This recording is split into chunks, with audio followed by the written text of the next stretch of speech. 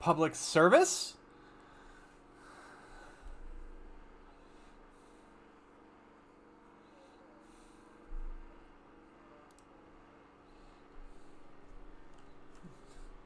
Yeah.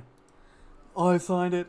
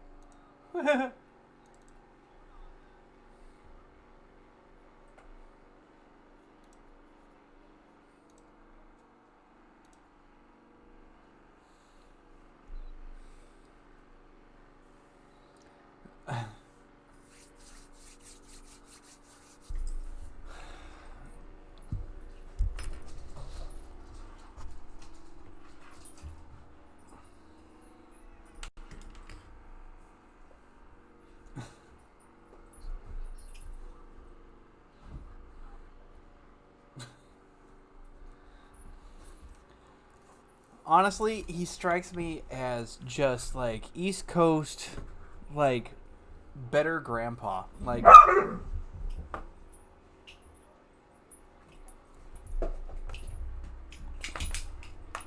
stop.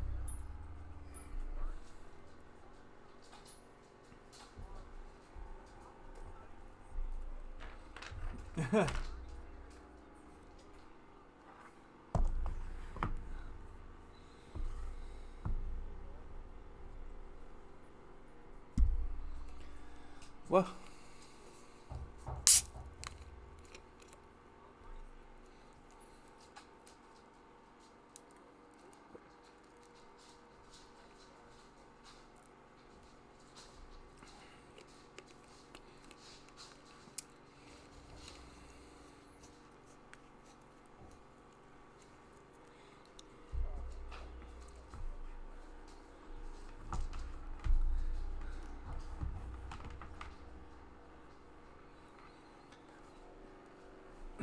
oh, lovely.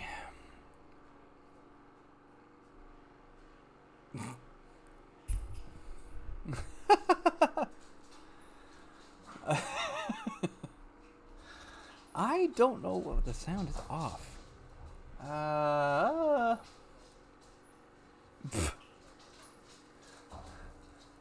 Yeah, all the time.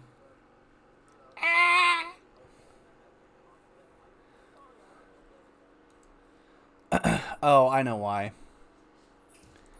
No. Toolbox of Yeah. the other party to manipulate and suppress. Yeah. Yeah. Well, the good news is that Biden's definitely focusing on the thing that's important, which is COVID. Yeah, and he came out today with a statement basically going, oh my God, this is far worse than we even thought. They were so disorganized, they didn't have a plan. Well, I mean, to the surprise of no one. Yeah. Yeah. Well, anybody who's paying attention. Fauci came out and goes, I'm so happy I have someone who's reasonable. I can start telling people what's really going on. Yeah, I watched the whole thing today, the whole press secretary thing, the press event, and watching Fauci talk. He's smiling and it's a really grave subject, but you could tell that he's actually talking about something he knew about and was able to speak. And he was so careful with his words when people kept asking him about the previous administration. He's like, well, I don't want to go back into the past, but yeah, there was times when things were said that made me a little uncomfortable because it was scientifically inaccurate. I didn't feel good about. I didn't want to contradict the president, stuff like that. But he was, it was great. Yeah, but then you gotta love the news. who didn't take him long to get back to let's bring up things to start batching the other side and start the fight going again so we can keep our ratings up. Right. Well, Because, the Democrats don't know anything about what they're doing. They're just confused rabble. Don't put it past the Democrats to screw up a good thing. Oh no, I don't. I expect on some level they are going to fuck something up. Oh yeah. And it's gonna be because they can't have a unified message. Yeah, well, that's Joe been their weakest Biden's point for the message. longest time. Joe Biden's message was, okay, you dumbasses, if we don't come and have a single message and a single purpose, we're screwed. We need a single message. Which he then repeated in the evening. And so, ladies and gentlemen, we have now ended this segment of Politics on Shadows. Now let us enter Shadows, where we will have fun. I just figured I'd cut the music in. It's so good, this conversation. Just start blasting off that techno. Nobody's heard better politics than this.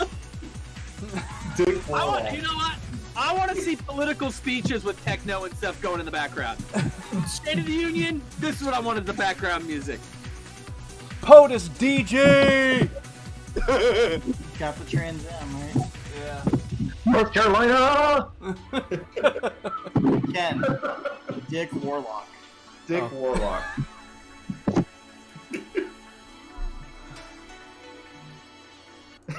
All right. I mean, Excellent. So we were with Michael last week. yeah.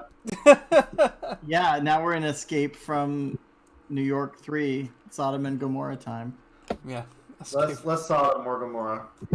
Escape from S&M. What's the safety word? Excellent. I do believe that there were certain inquiries into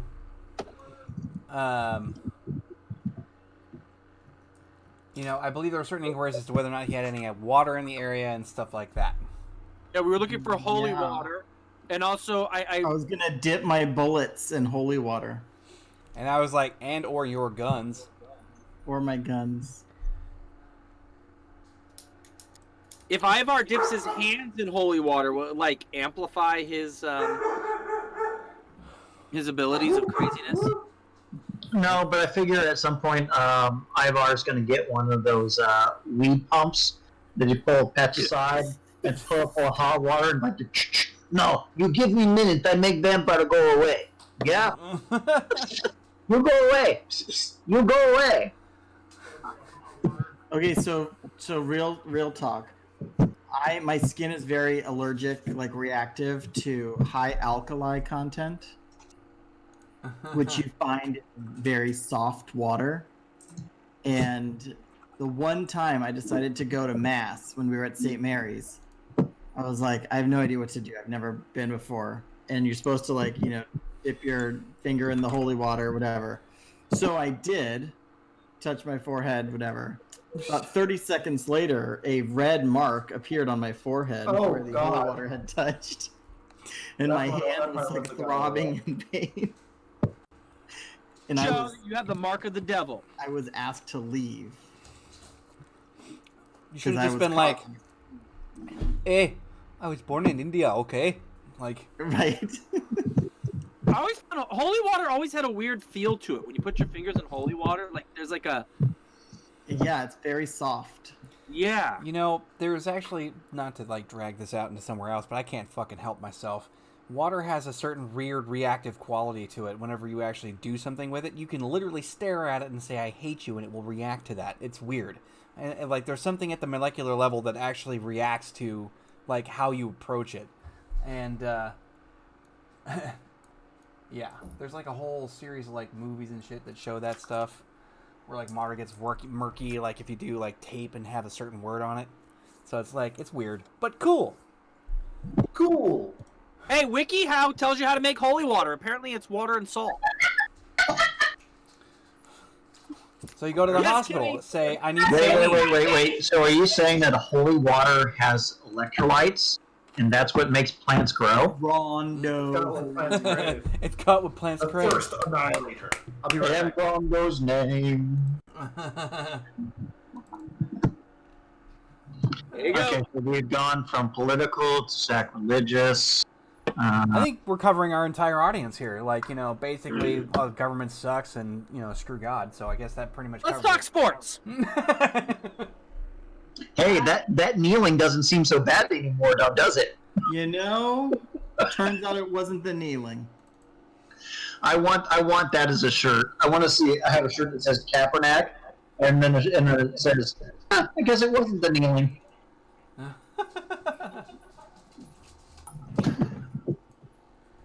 Cat, stay down. I've got little felines trying to run around everywhere. I'm gonna go grab my head. water. Huh. Okay. I'll be right back. No problema. So, we have, for lack of any better word, I mean, we just have this, chamber that he's been in, there's one, it's like a studio apartment for a very gothic person.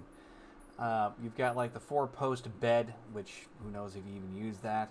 There's a small table, chair. You've got the Spirit of Destiny inside of the casing that he had revealed earlier, still sitting there.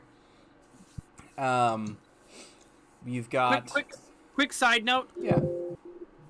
What kind of weapon properties does the Spear of Destiny? If we start wielding that thing against unholy things, since it is a holy artifact, wouldn't it repel them? You don't know. You can ask Michael that question. Okay, good question to ask. See. Working on getting my moose hack on here. Can't we just use holy spear to shove it to it, hold up and get out of way? No, I have Fork of Destiny. It's just rusty fork, but I blessed in holy water I made last week. That's good. Yeah. Ivar is going to dip his rope in water, then he has holy rope. Can you piss Now on all I it? need is Pope. Then I have Pope on a rope. Can you piss on the rope? And As Ivar comes out in his bathrobe going, welcome to my divine rod. Ivar, you only wearing the bath clothes? Yeah, you're on. Yes, I'm only wearing bathrobe. Is it divine rod? Huh? I have concealed weapon. Anyway. Then you look down and you're like, not so concealed. Anyway. He's call him Captain Mushroom Stew.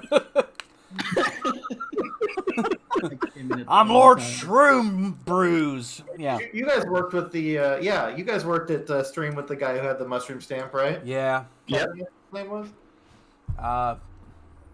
Was I remember he was one of our managers that none of us liked because he's such a kiss ass. which one again?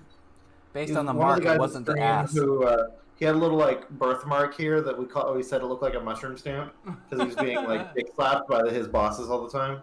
Oh, that miserable piece of shit. Yeah, I remember him. I mean, his nose was so far up there. I don't think that was a birthmark. Right. He was always really a big suck up, and he was no good. Oh, let's So see. we're with Michael. We need to get out, and that's where we left off, right? That's where we're left off right now, yeah, because you guys are looking around the room to see if you can find some sort of improvised holy weaponry to move things along. Besides the table that you described, what else does the room look like? How big is it? Well, I mean, it's large enough for one person. Pretty much that's it. There's no bathroom or anything. But like I said, there's a 4-post bed against one wall. There's a smaller chair and, smaller table and 2 chairs that sit adjacent to that. There is a window that is looking out into the Sodom and Gomorrah pale light and the city below. You have certain cabinets and idle, sort of arbitrary looking furnishings, like a vase with some strange plants in it. But the place kind of has this strangely sort of white or ashy type appearance to it. But inside cupboards and where the vase actually sits, up against the wall next to where the window is, you have small utensils and things like that that could possibly be, of use in close combat of a sort. And then you have the basin that sits left of the bed in the far corner, and that is where you will find the water itself. What's in the cabinet? I want to check it. Well, you've What's in got the box?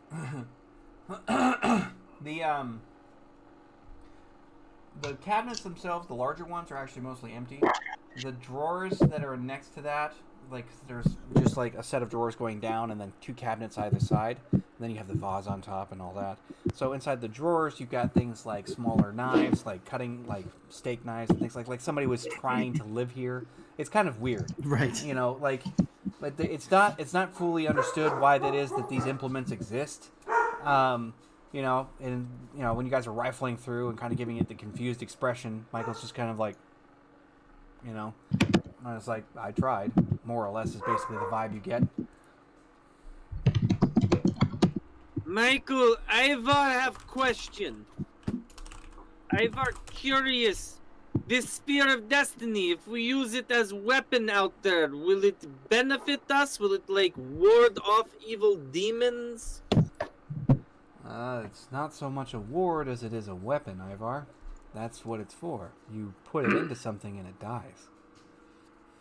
We should probably use. Do we have, broom we can unscrew and screw into ends so we can stick things with the end? Probably best we leave it sort of broken for now. Because if it is reassembled as its former form, it becomes quite dangerous. I think we decided last week when we were talking that Michael was going to hold on to the Spear of Destiny while we were leaving, so that he could use it as a weapon. Yeah. That was the plan, as far as I recall. Well, Ivar is thinking of dipping a few things in this holy water. Does he need to do an occult roll to find out exactly what would happen to his stuff if he chucked it into holy water? Which stuff are you throwing in? Well, he's got his magical rope that he uses to transform to things. He wants to dip that. Okay. And he was also thinking of putting in his pendant that saves... that prevents paradox. Yeah, it wouldn't be a bad idea to sit there and see if it's like, well, will there be any kind of conflicting interest here? All right. Well, let's roll a little occult to see what's gonna happen. A little something. And John's just kind of poking at the big hole that's in his side from when he got injured. Yeah. That 30 damage. So you just kind of see John just not even reacting to the fact that he's should be severely hurt.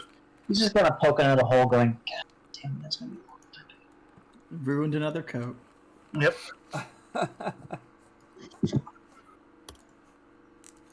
Occult roll of 26. Does Ivar know roughly what will happen if he dips things in not only holy water, but holy water created by an angelic being? Well, you have a few theories, but most of them suggest that they will attain certain holy properties, not really disrupting anything else. The only thing you'd have to be worried about is if you had any kind of nefarious or malaligned type force involved with it, because it'll probably disintegrate whatever it is that it touches if that's the case. So, Ivar has to be holy and good while using this stuff. Well, I mean, if you try to use it in some other way, it's possible that you'll end up suffering consequences. So if you start to be kind of...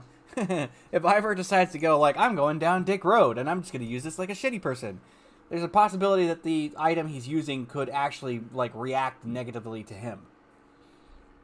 Got it. But if Ivar were to use the items for, say, in the defense of the group, it should No relatively problem. leave... Yep. Okay. Yep, you leave So your Ivar- leave your items with a moral setup. Yeah, exactly. So Ivar would like to dip the rope, and he's going to dip his pendant. Okay. No overt reaction, but you do feel a change. So there's definitely a presence of something much more graceful involved with the two things now. Your rope and the pendant both seem to have a certain kind of illuminescence to them, at least in your own perception.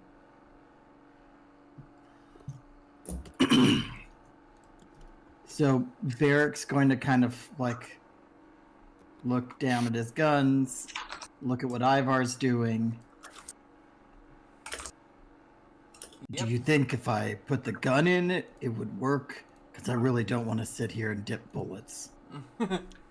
Well, as Ivar's looking, he reaches over and caresses the gauntlet of Ken and goes, "You must consider very carefully, Varric. How do you wish to use your guns? Will you be using them to kill people who are innocent or to kill the guilty?" I've And only he's killed and one John's just kind of innocent continuing to man. poke in the hole, going, well, I mean, you could always ask the angelic being to possibly potentially bless your weapons and simplify the process, but I mean, that's if you ask nicely.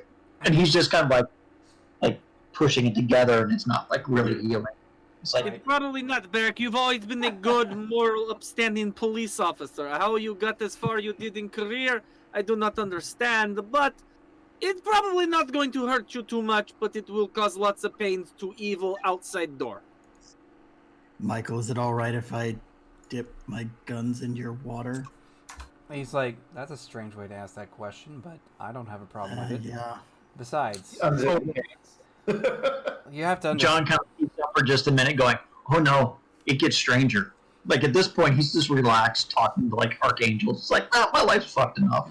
He's like, And He's like, you have to remember that angels mostly, in pretty much every choir, were actually warriors through and through. Having weapons that were proper for the occasion was actually quite necessary. So, go ahead. Thank you very much. So he dips the muzzle, just the tip. He contemplates dipping the taser baton in there for a second, and then just no. you know what it reminds me of? Do you remember those the bubble wands? Like you just put your gun to the end, and it's got like holy water on it, and like shoots through and makes a little bubble of holy water around it. Well, I just don't want to get the casing wet because then it might not fire and all that. But I figure if the tip is wet, it's probably okay. He's like, it still works. I mean, Riv is just gonna walk up there and just like dip her hands in there and just wash the gauntlet with them. She's cleaning it. Yeah, might as well just clean them off. Get them all get one of these. Riv gets like a hot towel. Even worse, she's just like at the end, just like. It'd be kind of hard with the gauntlets, but they're nice and smooth, so they just kind of wrap. I just want to see when Riv's done. She gets her hair done, and then just does God. the toss. Scott. Oh, God.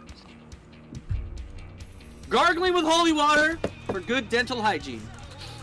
Better than Listerine. So John just kind of goes, well, I hear some ominous music.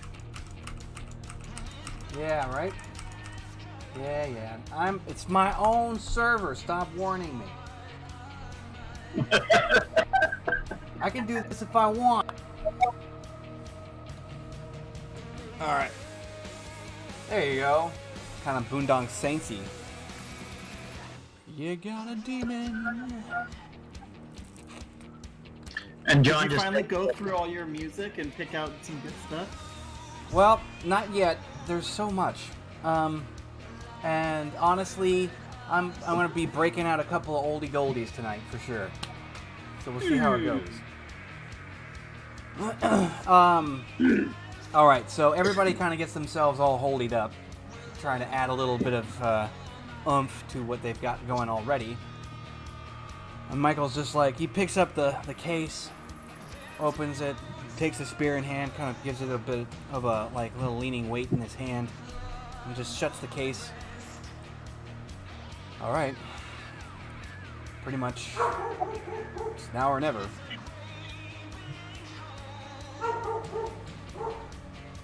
Are you So going John to lead just the kinda way, or goes, do you want to direct? Dips the axe and just like, I mean, right? He just nods his I feel head. like Ivar at this moment just looks at everyone and goes, wait, we must say a prayer. And shepherds we shall be, for thee, my lord, for thee. Oh.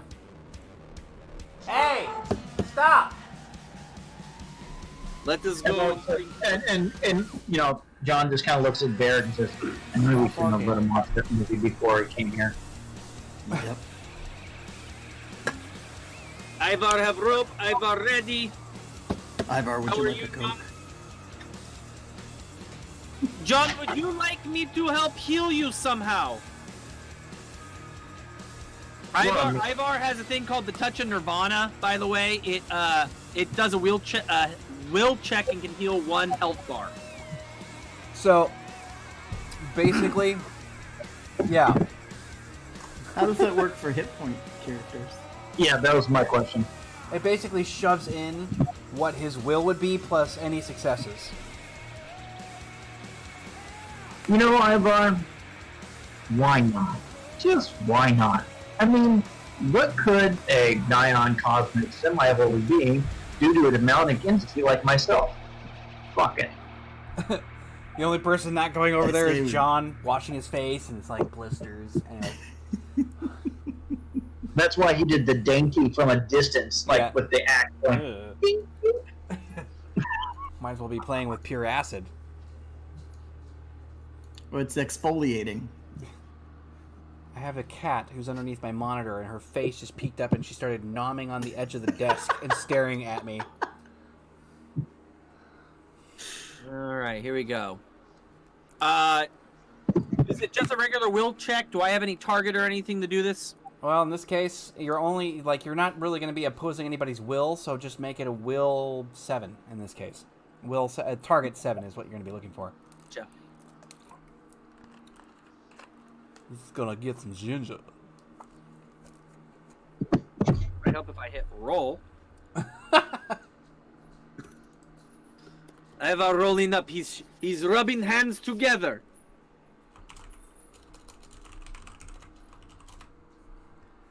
All right.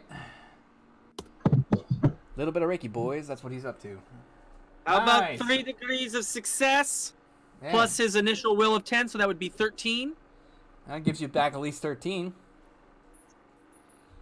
So Ivar just like goes right around the wound and like puts his hands on it, Oh, and this warmth and glow goes into John, and you get back 13. John just kind of looked up. Huh. I didn't burst into flames.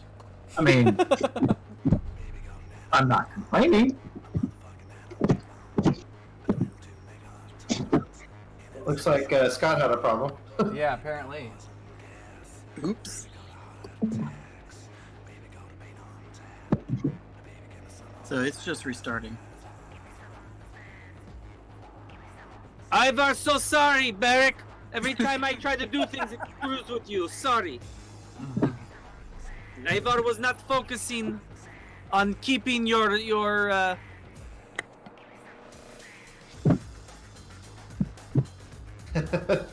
Straight onto the phone. I believe this will work.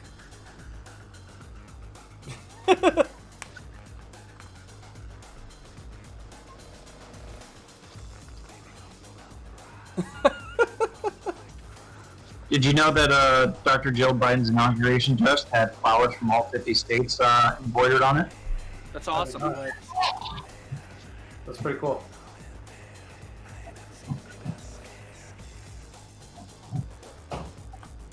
I like the picture where they're on the balcony, the Truman balcony, and the whole family is like out of the frame of the picture. Mm. All right. These Untitled ones are going to be kind of a weird grab bag. So everybody's got their stuff going on, and we will. I'm gonna head out first. Yep. Well, I mean, you're I impulsive. got You're it. like, let me do it. Cheek. Well, I also have super speed right now, so I have the highest reflexes to react to whatever happens. All right, so you go to head for the door, and Michael's like, whoa, hold it. 1 sec. Just keep in mind. Again, he does that. And she's like, he basically just holds his hands like, 1 second. Keep in mind, not everything here is completely visible. I'll make sure to point out if there's a target you can't see. Oh, thanks. Ivar looks at Michael. Would it be a good idea if Ivar turns up volume on his true faith? And he's basically like, you mean if you just do that weird little silent prayer in the back of your mind like you were doing earlier? Yeah, like that. Sure. If you're able to do so, I'll be impressed. I believe the target for True Faith, the level 1, is it, what's my target? Is it 8? Well, when you're here and as soon as you step out, it's actually a 10, so... Alright, he'll do a 10 to see what we get. I'm gonna use some luck Sure to thing. bump that 1 up. Do it! So I have 1 degree of success. And what would John need to roll with his Unholy Arcane or Seeing the Unseen? Well, in this case, you've got... Tell me which disciplines did you have again? I had Prime 2, Matter 2, Forces 3, Entropy Fate 2, Correspondence 2, Spirit 1. Spirit. And Prime. Okay. So 3d4.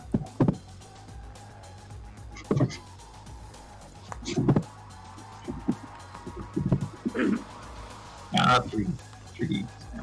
Yeah, 3d10. Don't forget those, like, really smooth and sexy D19s. Right? Or what's the target? In this case, just make it a 7.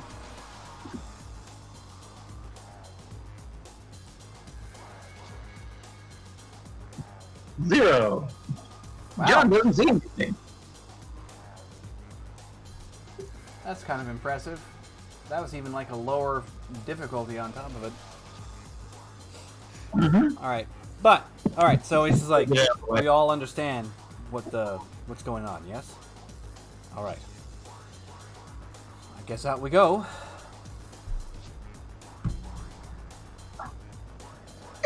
So you got Riv first. I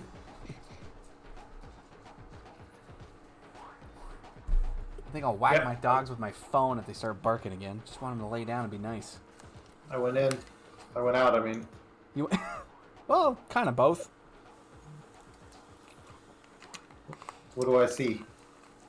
Well, you don't see the same hallway you came in through, which fits with the same problem that you guys had the moment you entered, which is the place seems to change and transmogrify itself depending on where you are, not wanting to let you out.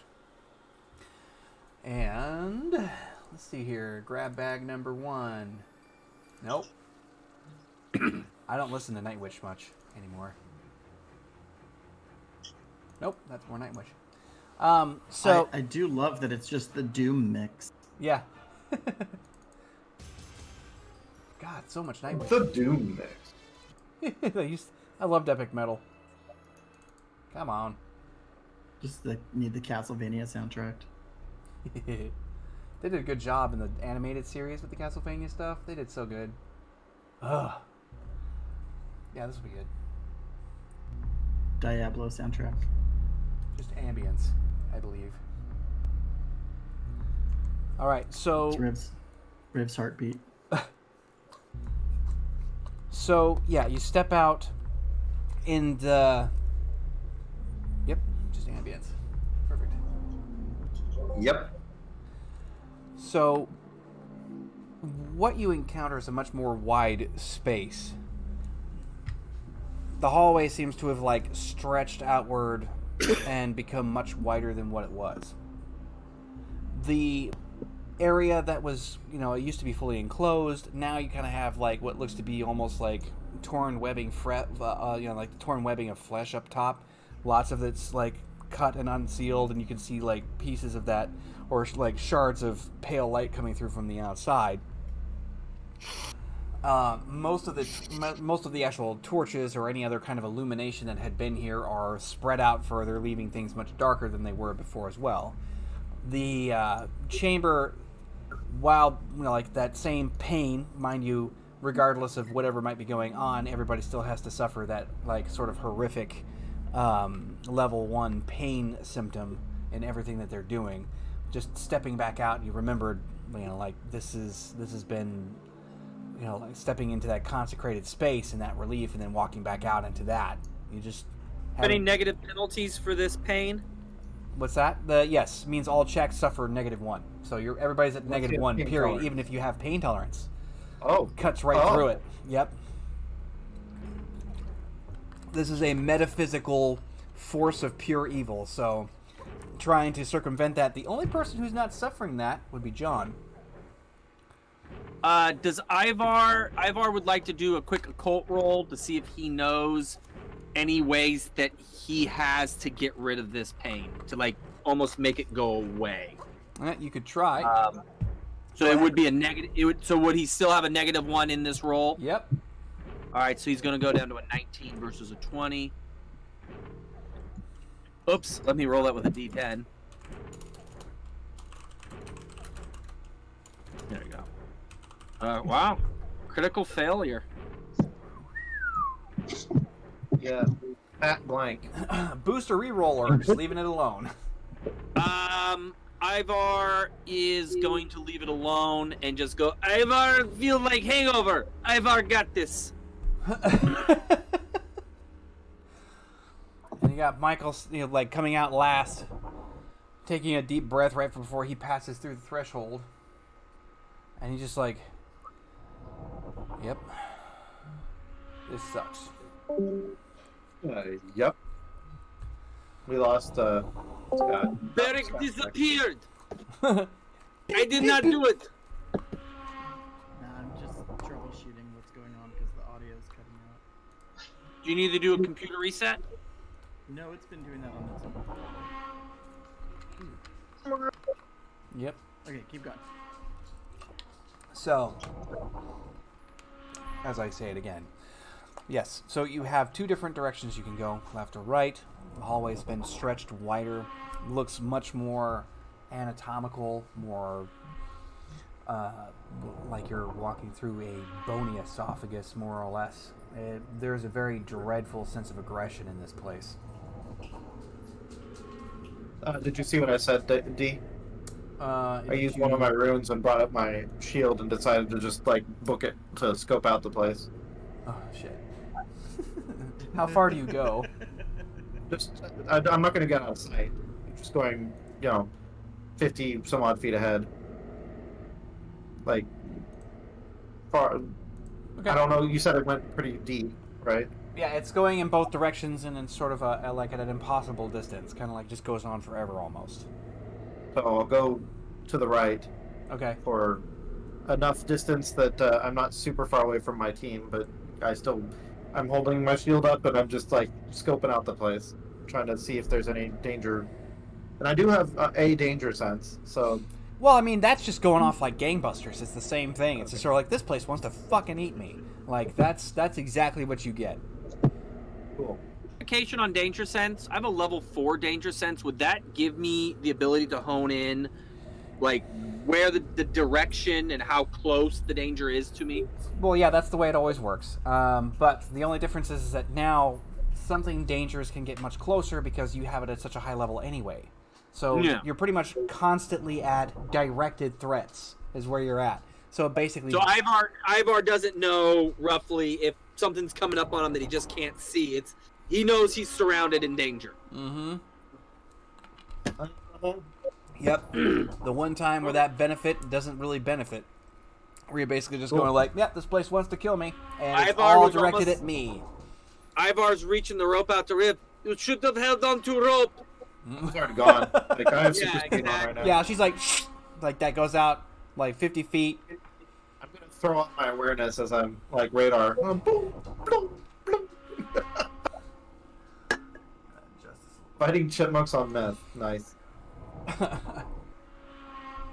How many times should I do awareness as I'm running down? Just do it a couple of times because you're checking one direction, checking the other. So 2 times is good enough. 2 times. Got it. Can you guys hear me now? Yeah. Oh, good. Okay. Wow. Okay. Exact same roll twice. Fascinating. Yeah, See the so exact same thing both times. you're like, it's got walls, it's got doors. That's all I got. When you're looking at the hallway back and forth, you zip out, zip back. When you finally come back to center, Michael's like, I wouldn't venture out too far if I were you. This place will eventually try to separate all of us. Stay close. Grab onto Ivar's rope. Everyone, we tie rope together. We'll be okay. Like going up a mountain. All right. So he's like, right now it doesn't matter which way we pick. So I didn't see anything to the right. Let's go that way. so be it. He like follows up in the rear. Everybody else is moving to the right. We start our journey here. The place just begins to become worse. As you travel further in that same direction, the hall begins to slowly become much more compressed. You notice that the dimensions are becoming less and less enormous. Kind of like you're beginning to like be crushed by whatever way you're starting to go. The lighting never really improves. It stays fairly dark. Of course, at this point, you've been walking for some time, seemingly getting nowhere, and Michael's like, stop here. What is going on, Michael? Mikael. This place is more or less like a labyrinth, in a sense. It wants you to find the center, so every direction you travel, one way or another, will lead you to where it wants you to go. Problem is we don't want to go there, and we have to find the What's reverse the- entry. What is the center of this place? I don't know. I never went there. I stayed where I was for a reason. Does center have way through it out to other ways, or is center not the place to go, period? He just kind of scratches the back of his head. What was that movie I watched a while ago? Just kind of looking around. You can see that he looks tired. Like the place seems to be weighing him down really badly. He's just like, what was it, Star Wars? I don't think there's a way out unless you consider it like, he snaps his fingers. He's like, yeah. I mean, if you consider going into the center of a Sarlacc and finding that as your way out, that'd be about the same thing, I'd guess. Perhaps we could track our way out of here. He's like, won't work. That's why I had you stop. He looks around. He's like, right there. And he points to it, and you guys can see this strange impression of what looks to be a door or doorway. And he's like, that's our way through to get out of this part anyway. Hey, Dee, Yep. how do you the penalty that we have, the -1 that we have, the results I just gave you? Would I do like 8 or 20 minus 1 then? Is that how the penalty works? So in this case, if you were to roll it up, what was the bonus? 12. So you'd say roll a d10 plus 11, and then it would just produce the result you're So supposed to it would have. be 1 less, whatever Yeah. my result was. Yep. So I should just I'll keep that in mind. Yep. You just take whatever your base skill level is, and you reduce it by whatever the pain level is. Just simplifies the math. I like simple math. Yep, me too, especially when you're trying to get into it. So yeah, he points out the doorway, and he actually looks over at John. He's like, John, pretty much at this point, you're lucky that you're here because you're going to be the only one who can open this shit. No. He's kind of like poking at the new hole that Ivar made, and goes, "Oh, because I'm so blessed and so inclined that I want to open up the door and demonic. You know what? Fuck it." And then he's not even gonna argue with himself at that point. He just goes to the door and says, "Well, here we go." Click. All right, so you just put your hand on it because there's no visible handles. You just go like that. The door itself, like, reverberates underneath the palm of your hand, like it's living flesh, and you can see it like fold out of the way and just move out of sight, leading into another darker sort of orifice in this case, but it's a hallway, and he's just sort of like, "Yep, that's what I thought." And he's shaking his hand, going, "It licked me. It fucking licked me." Did you leave any of yourself behind on the door? Ivar's just staring at John, and he's like, "How did you do that? Ivar want that trick." No, because the door, that's not the door, it's not there anymore, fucking licked me. Gross. Not okay. Ivar wants to be licked. Nobody ever licks Ivar anymore. Anymore? When Michael points out this doorway that is not visible, Yeah. Eric's gonna kind of flick through, like, okay, I know there's a door there. Do I see it? I'm looking ultraviolet light. Do I see it thermographic? Do I see it? Yeah, infrared? you're punching through all the different light spectrums to see if there's anything you can glean. Is that what you're doing? Yeah. Okay. You've got all of them, right? Well, UV, IR, all that. Yep. Okay. So, whenever you're in UV, you can see all kinds of stuff. The IR, not so much. So, when you go switch to that UV spectrum, it seems that there are a lot more exposures, and this might be helpful. Okay. So, there is a bonus to that. Beric, your eyes are glowing different colors. What are you doing? I'm having a rave in my head. Just trying stuff out. That college is when you experimented. Is my volume any better? Yep. It was picking up the aquarium, so I turned the gain down a little.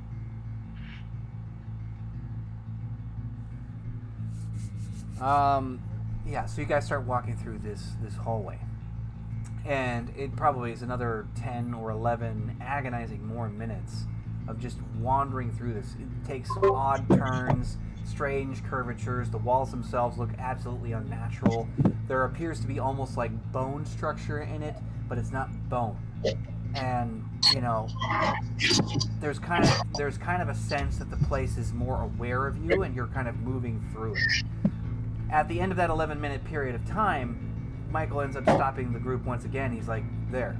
And, if you're wanting to, like, catch the, like if there's, like, an outline or an impression or something like that, Beric, there is a little subtle, warping there. Oh, my good lord, dude. It is grapefruit month.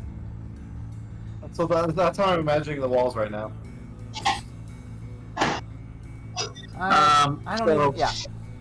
I'm trying to type out a roll right now, but I can't see what I'm saying. Thank you. I appreciate you clearing that. So I want to do a prime correspondence roll. Yeah.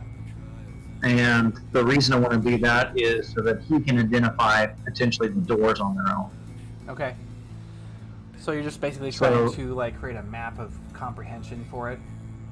Yeah, just to kind of comprehend what he's seeing, how he's seeing, and how to break into the barriers, those type of things. Excuse me, I need to go shake my wife's drink.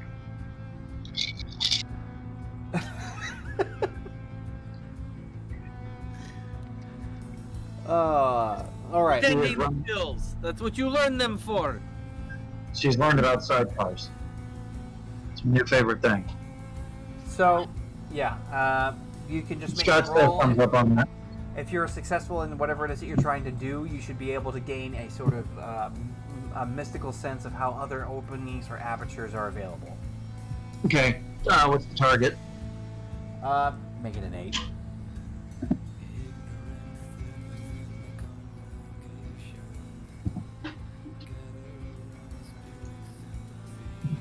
What is happening? We're gonna pour. I swear to God, it's like the digital dice want to play this game the way I envisioned it. Like, it's just like, no, I'm not getting anything. You're not screwing up, but you're not getting nothing. Like,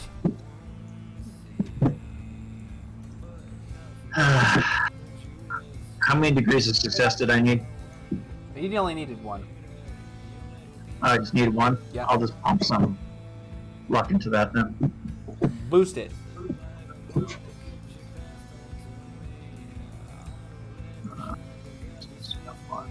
And And that's what does I'm John lucky. look like when he's pumping luck? What's that? He said he's gonna pump some luck into it. What does Yeah. he look like when he's pumping luck into it? You see this little 4-leaf clover sprout, Bro, and he just picks it, and you see him like eating it. gross. So basically, when John uses luck, it's more like this. It's like Yeah. You see, like, Michael looking over at you in the corner of his eye. He's like, I think you need a bit of therapy. Like, just was like, Derek will cackle. and John's just kind of doing this to kind of like get that 1 degree success. yeah. He's going, oh, I'm fine. They're all not. All right, so you travel through the next aperture, which is a much larger, tunnel at this point. The feel of this one, though, is it's almost like wherever Michael is leading you on is definitely not where you want to go, because you can start feeling like this weight of gravity trying to pull you guys down and stop you from moving. It's not physical, it's not actually there, but you know, just to pull from my own, it's kind of like there's a certain degree of like sorrow trying to drag everyone down to stop moving. Like So our it's will. emotional sorrow. Yeah. So, that being said, you guys travel on. Now, this is where, you know, like Michael is kind of moving forward. It takes more winding turns. This one looking more like dry and scorched earth, and like the stonework has that sort of feel to it, like it's almost like it's crumbling, but it's jagged. So everything in here is just, you know, like it's producing that sense of just absolute like ennui mixed with like just who gives a shit. Like it's like trying to invade everybody whenever you're walking down here. Gross. Yeah. The deference, on the other hand, from what you guys get, is that something up ahead catches everyone's attention. So I'll need to get your combat sense awareness. Not because you're not going to notice, but let's just see how fast everybody is.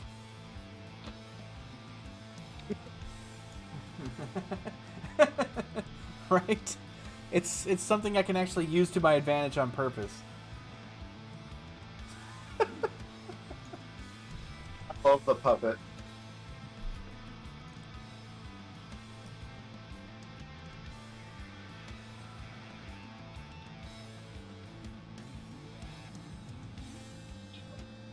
Holy shit, am I actually first? Or at least I'm the top of No. our ratings. John that's should be because 27. he has 5 plus 22. Oh, I'm at 23 then. Well, like, that's what my roll is. Yeah. And you're at 21, right? Yep. So 23, 21, unless you guys are applying the penalty there, but I forgot to. yeah, no problem. So 23, 21, and 26. 26. Yep. 26. All right. So Michael just stops. He's like, here it comes. Like, you just see something out in the far distance here. And John's declaration is pretty much, why? Can it just be? You go in, you get the thing, you go home, you have a drink. That's all we're asking. And he's not like he's talking to God. He's just doing John. right. Which is, John wants a drink. John, do you need drink? I could use a drink. you see, like Michael actually puts his hand on your shoulder, John, and without any sensibility whatsoever, you actually get this odd spike of just basically pure, like, just peace and chilled out, like, just for a hot second. And, like, couldn't control it, couldn't do anything about it, just puts his hand on your shoulder, and you just kind of, like, and it's like, We got something to kill. Let's focus. Well, that's some good. This is us focusing. So, Yeah. Yeah, so he basically flips the spear to where it's like upright in his hand, and he's just holding it like that. You can see him getting into a slightly lower stance. The entity that's up ahead reveals itself kind of strangely because there is this almost like a chrysalis that is up ahead blocking the entire way, and you can see that it kind of pulses just once, and there's a rip and a tear as something comes out. You see one very muscular arm. Whatever the creature is, it's big. Because it comes out, grips the wall, and hauls the rest of its body out from the tear in that chrysalis, spewing out all kinds of dark, ichor type things. And the... Yeah. Those kids grew up on that show. But the... You know, what it pops out to be is something far more classic from various forms of mythology in so many other different ways. You actually catch one wing that kind of bursts out and crashes up against the wall, and then a second. There are two horns that are protruding from the skull, kind of from the center and coming out and forward. It has a angular, more, basically a more pronounced face with huge teeth in it. But yeah, it comes bounding outward, approximately probably about 10 foot from like head to toe based on what you guys can see, and it just shouts straight forward, and you see this sudden like pitch of that same sort of black and blue flame ignite in one of its palms, and it hurls it straight down the hallway. How large? Well, it's about the size of a basketball, actually.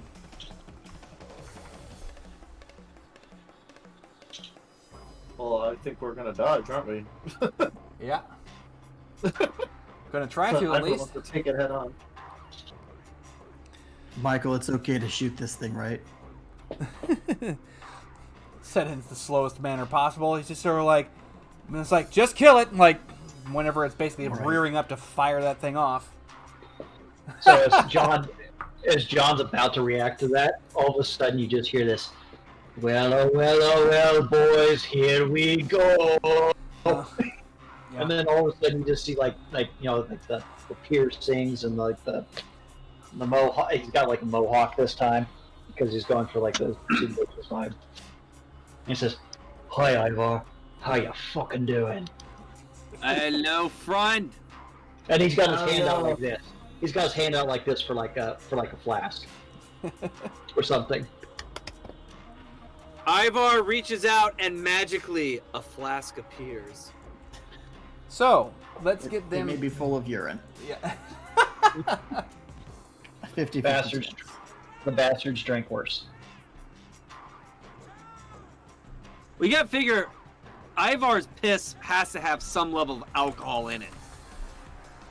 Why does it Well, the smell liver's too- not functional anymore, right? So it's Yeah, just- you're in a natural state of ketosis at all times. So, technically So I speaking... saw Ken roll to dodge. Do we need to dodge? You might have to dodge. It depends on what John does, because he's basically forefront ready to react at the present moment. Oh, I thought Right. he shot it before any of us could react. So Well, we're dodging he to shot it react. down the hallway, but John had the fastest reaction, and he's also got mystical abilities, so it depends on what he wants to try and do to deflect or do whatever. So I'm waiting to see what he'll do in order to actually get to that point.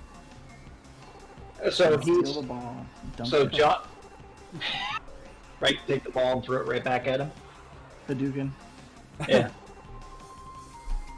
So you know, the bastard's going to get out of the way of the ball, but he's actually going to unleash 5 Stygian chains at once to bind the creature. Interesting. So he's going to take it at the neck and at the arms. Are you going to And try maybe- and disrupt his projectile? Yep.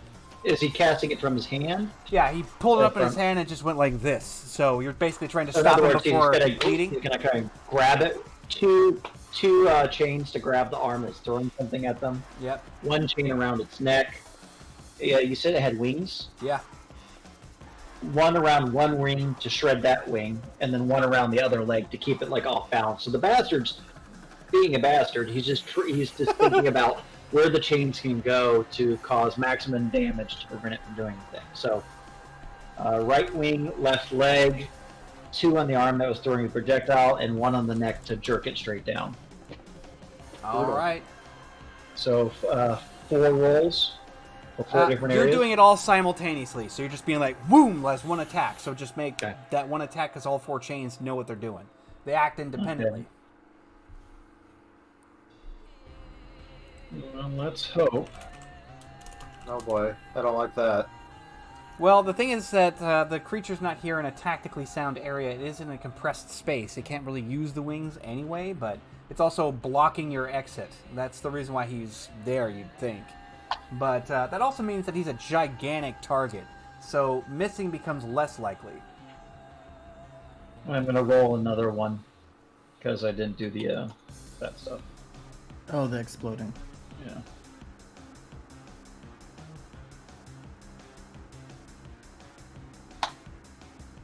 Okay. Okay. So you just had a 3. So Right, 10, so- 10, 8, 7, 6, and 5. Actually, it's a good spread. I just needed Yeah, 9 that's a in good there. spread. Yeah. Well, and in this case, you like, with what you're doing, actually, you acquire 4 successes, and you won't know why exactly. Hmm. Yeah, so you're like, boom, like that, and you can see the chains just come ripping out of everything else. Now, what's crazy is that it's like this.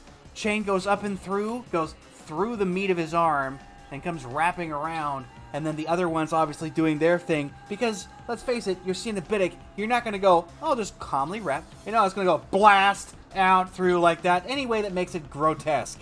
But the, what was the, so there's that, and so if you want to roll, like I said, I don't think he can really escape it, that's the problem. I can't even, like, expect you to make a secondary roll. It's not like he's going to be like, dodge! Like, it's the only problem with being so fucking huge. Yeah. Bigger they are. Yep. Well, he's also... So what he's going to... Let's see. What's the damage that you got for all those chains? Just throw it at me. 50 per chain. Alright, so you had 4? 5. 5? 4 successes. 4 successes, though. Yeah, you're right. 4 successes. Alright.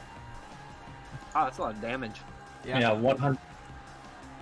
Yeah, so you go boom like that. This thing goes like that. You like just like I said, goes right through the centerpiece, right wraps around the meat. The flame still kind of sits there for a minute. Then you've got around the neck and the rest of it. The thing shudders, and you can see that the thing is clearly damaged, but it has its hand up like this, and the chain is causing it to be restricted. But you can see that it's stuck, but not deterred. And in fact, it's still shifting and moving. You see it thrashing all of a sudden against all the chains. So, if I shifted personalities to use something like agony on the chains, would I wait for next turn? Yep, or you have to would wait I for do the it next first? round, because anytime you change personality, it requires the concentration to be able to roll over. Okay, so we'll do that. We'll wait Yep. for the next round. Yep, so, I wound up in the common room instead of being in the proper place. Let me see here.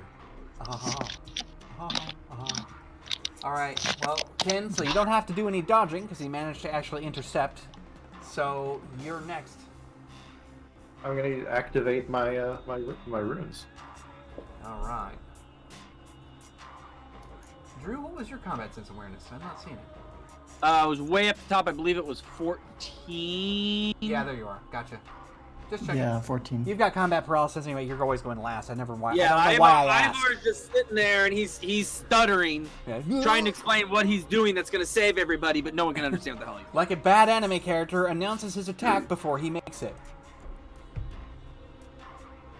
All right. Does that count as just a single action?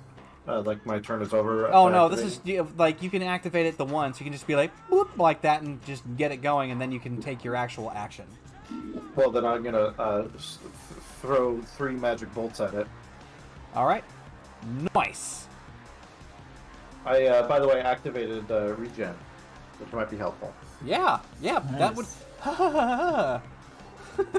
Are you using the correct character sheet so your reflex is properly calculated? No. Regen doesn't give me reflex. Though. No, but you have super speed still active. No, that we've been doing that for like 20 minutes now. So that I said that faded earlier. Mm-hmm. So no, I do not have super speed active. Bing, bing, bing, bing. All right. Okay, so melee, and I'll remove one.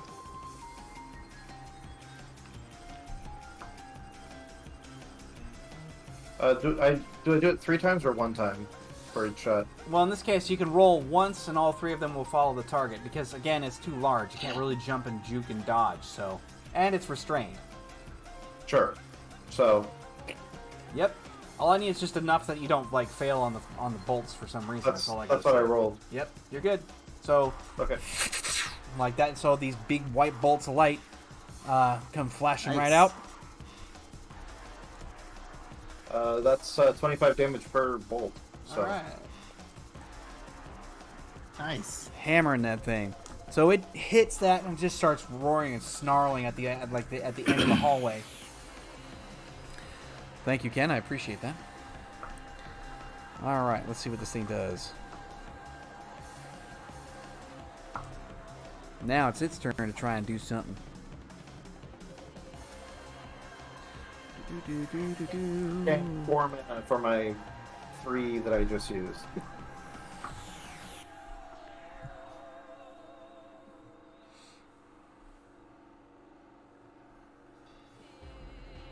All right, so let's push this back just a little bit. Let's do, yeah. All right, so you see it bound up. It gets pelted by these 3 bolts, and it finally takes like the free arm that it had there because it's like semi-free, still kind of locked in with those 4 chains. But you see it just rend right through where like the chains had spiked through and come up the top. Where like it just rends right through like it doesn't care, and you start seeing like the raggedy flesh hanging off where it actually peels out. There's even visible bone coming out from underneath. Grabs the other arm that it has there, yanks it down. You can see that the chain starts to coil and tear further, causing the arm to kind of like shudder in mid-process. And then you can almost catch like this little smile on this thing's face as it basically holds it out, and you see the bolt finally emerge and launch again without having to use the egregious motion that it had before. Well, that's not fucking fair. Is it like degloving? Almost, but I mean, it's because it's went through and then wrapped down, so he can't release this arm technically, but he's pulling it down to where he can aim it. That's what he's doing. But it seems that it doesn't care about the damage it's suffering. Don't look up degloving, kids. Yeah, nope, that's horrifying.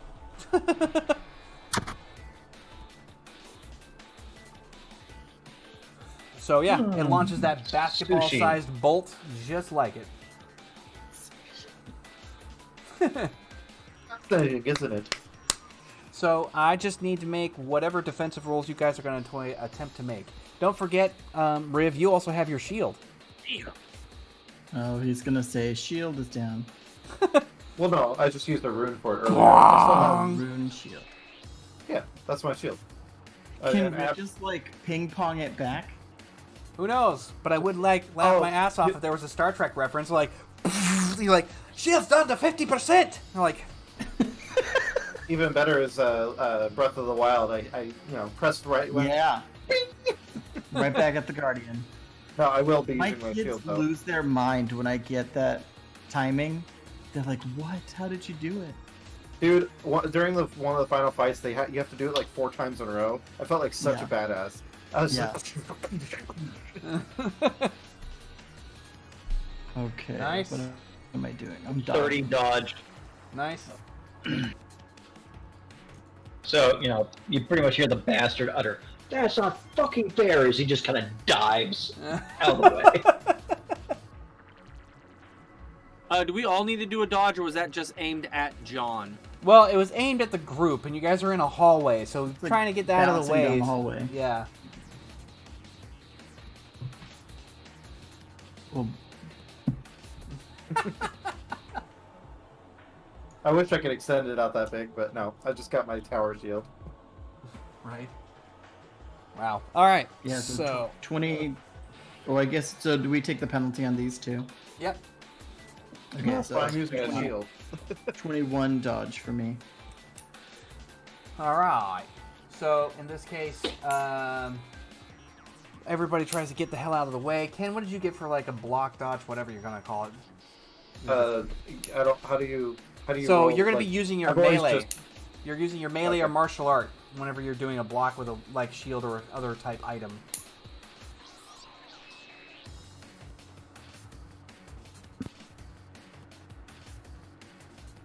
That's pretty good. Yep, not too bad. That's with the penalty. Oh, nice. Can Ivar, instead of doing a dodge, do almost like a will save to call up a defensive? He has that He's gonna ability do the well. where he does that, where he basically opens up a big wall and whatever goes in comes out the other way and heads right back. Yeah, I mean like that's basically a defensive action. You can use your powers defensively in that manner. Yeah. Okay, so let me find it and find out what the hell the target was.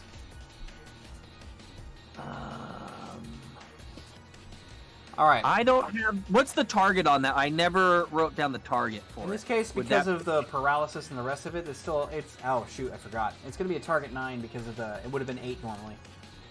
So it's normally 8, but then I have to add 9. Got it. Yeah. So Ivar is just kind of throwing out a bubble, and his goal is to almost hit it wall to wall. And is he able to send it out far enough out so that it's in front of the group? Or is it- Well, because you're last to react, you won't be able to defend everyone. You'll be able to defend yourself.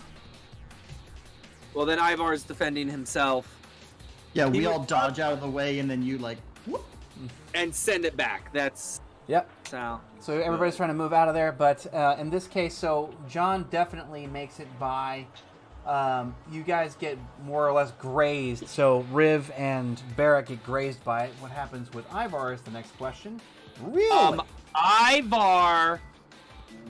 Wait, why am I? Oh, that's the one It doesn't nullified your success because the one rolled outside, but it's not accounting for our rules. So ignoring that, you actually have one success. Does Ivar need more than one success? No, Okay, you can do Ivar it. Does. The only thing you've got to do right now is just basically do the same thing. You have to make a melee check because you're doing it with your mind, though. It's going to be will and whatever your melee or martial art skill level is, and a D10. So Wait. you're pulling off the magical part. Now you got to see if you can actually like get in front of it.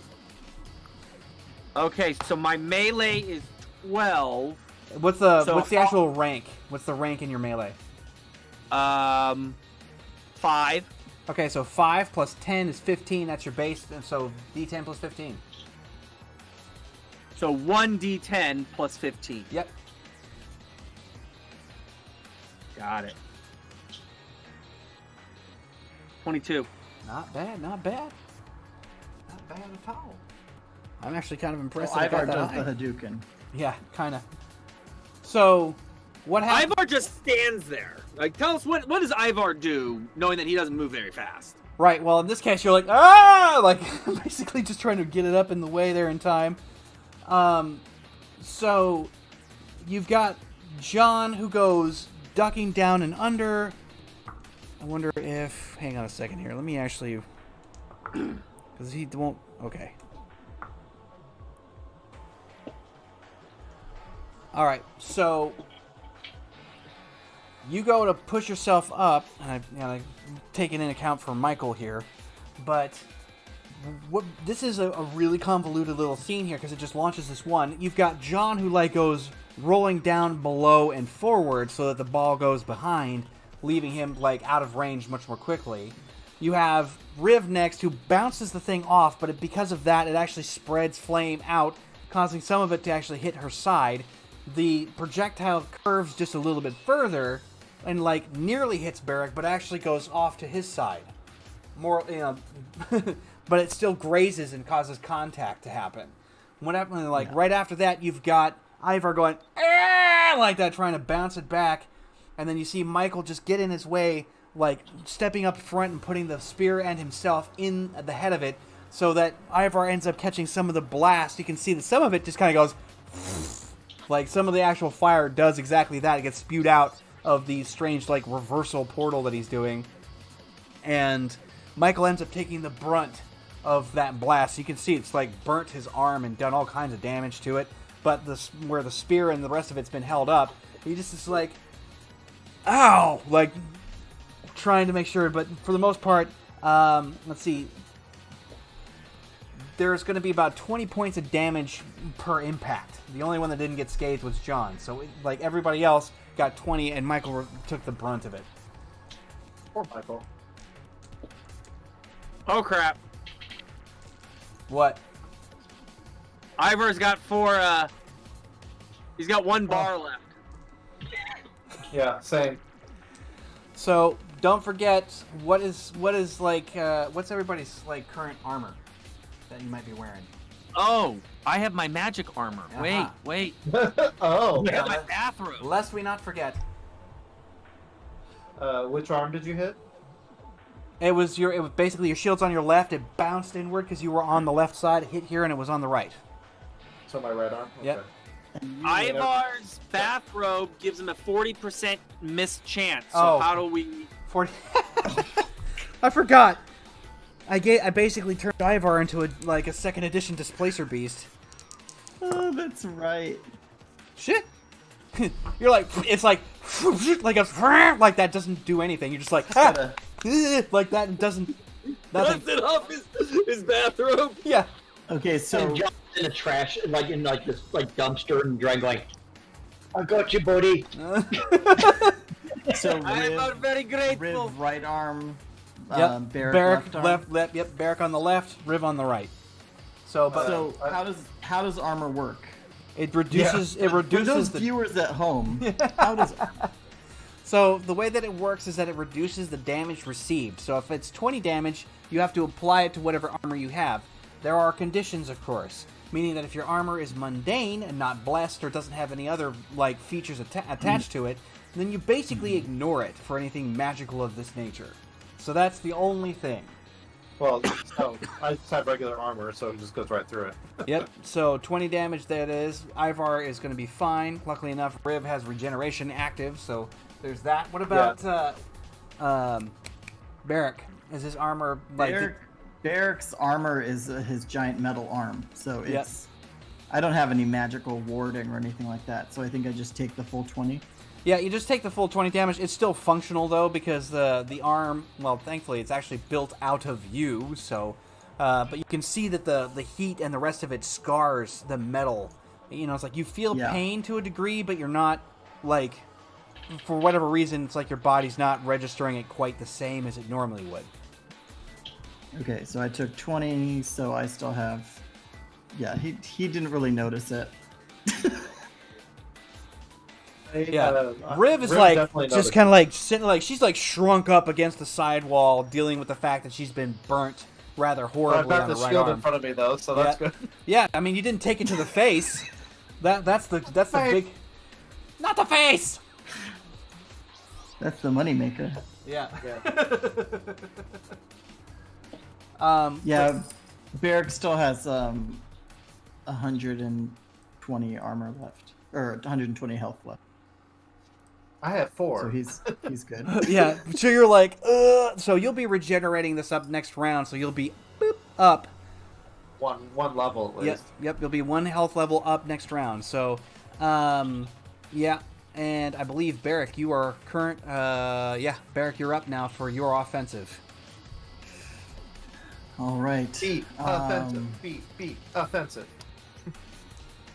I'm gonna, use the pistol, the Militech 3200, and aim 6 bullets, hopefully with some sort of holy Oh yeah, you're like kicker on them. like that. My turn. Yeah. Yeah. Engage. Barrack, the man who never misses. Right. Even So, in these tight okay, quarters. so how does, let me see. We'll change it to this. This is all for the benefit of our viewers. I have a 20 martial arts and a 20 handgun. So if you recall, you want to be able. You're using your handgun skill rank, and you're going to be applying it to the martial arts as a bonus by itself. Okay, so my gun kata is a 20, and then my handgun's rank is 7. So 20. Yeah. So you're So basically it'd be going 27. 27. Okay. 6 times. Yep. Okay. Number 1. Oh, that crit. Number 2. Number 3. Number 4. That's a crit. Number 5. Number 6. That's a crit. Okay. Wow. Holy shit. I think your dice So are 3. ready to go. So I have 3 more 10s to roll. And then Okay. Barrick's confidence So- grew 3 sizes that day. So 46, 29, 29, 42, 34, 42. I can't make it dodge. It's still pinned. So even like the crits just mean you double the damage. So we've got like 1, So 3 2, crits. and 3. So you've got 3 at double damage and 3 at standard. Okay.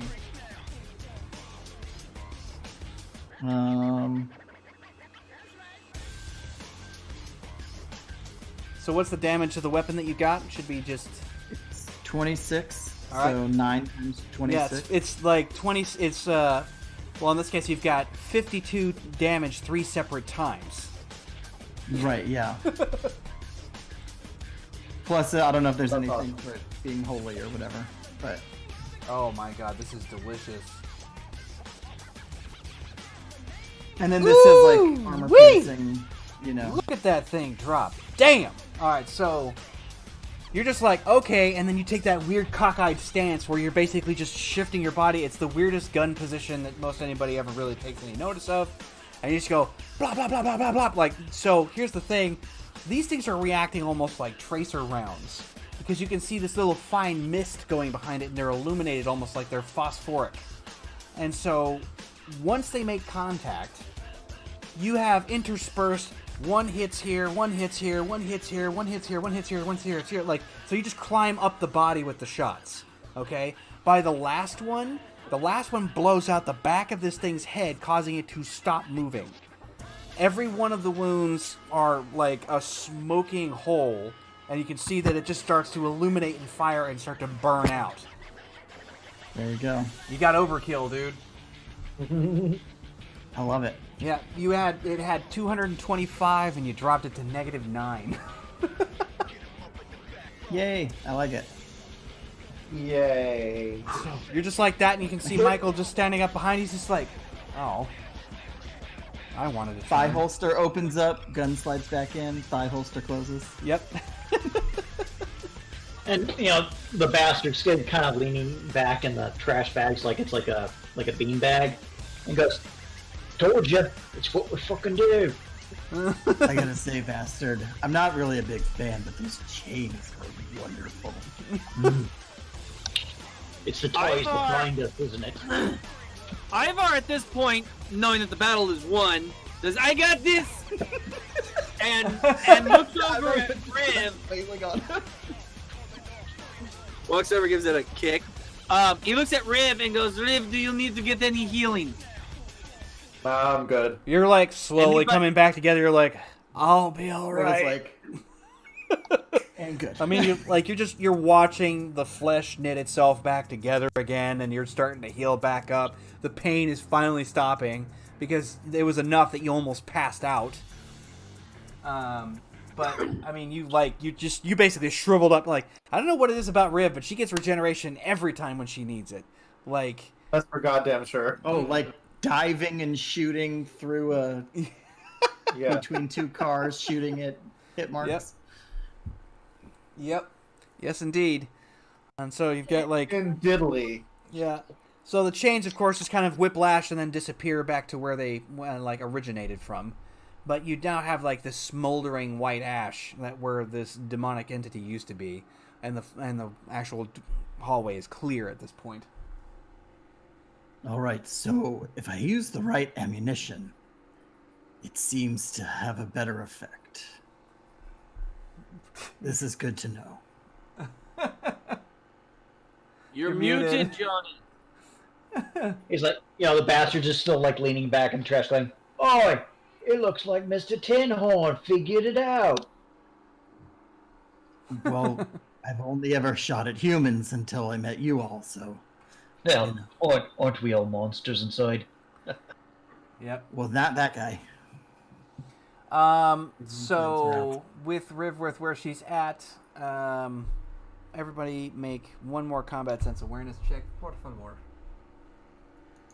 How many rounds went through? Huh? How many rounds before this next check? Well, in this case, like this next check, you could say you've probably gained like 3, because it's been about 3. Yep. Okay. I just want to make sure how many health bars I've gained back. Kimmy says goodnight. Good night. Good night, Kimmy. They say goodnight. Oh wait, brandy or bourbon? You didn't answer my question. Cognac. Ooh, Ooh. fancy brandy. Yeah, she went for the fancy sidecar, Nice. and apparently 2 are enough.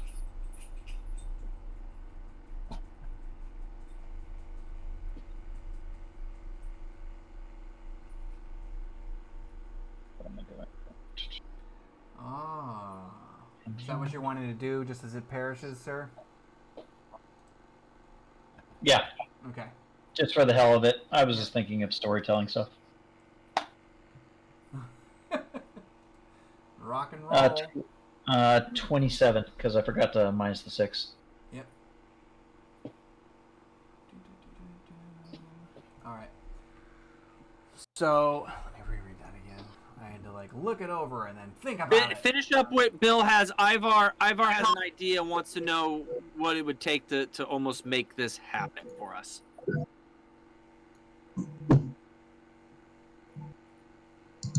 Oh my.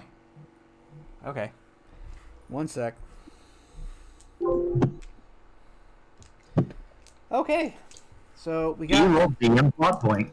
1, 2, 3, 4, 5, 6, 7, 8. This is where having the real physical dice is kind of a little easier. So you have to make your extended will check, Monsieur Bill, and you'll start with the maximum number of dice.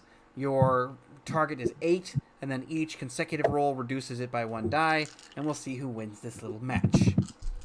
Okay. 1. Okay, 1d10. What's John's will, by the way? 10. 10. Good. Explode 10, fail 1. Target's what? Target is 8. 8. Okay. So make sure I copy the formula first, because I'm going to be doing this a few times. I know. I wish there was a factorial button that could just. Just foil it out. Ooh.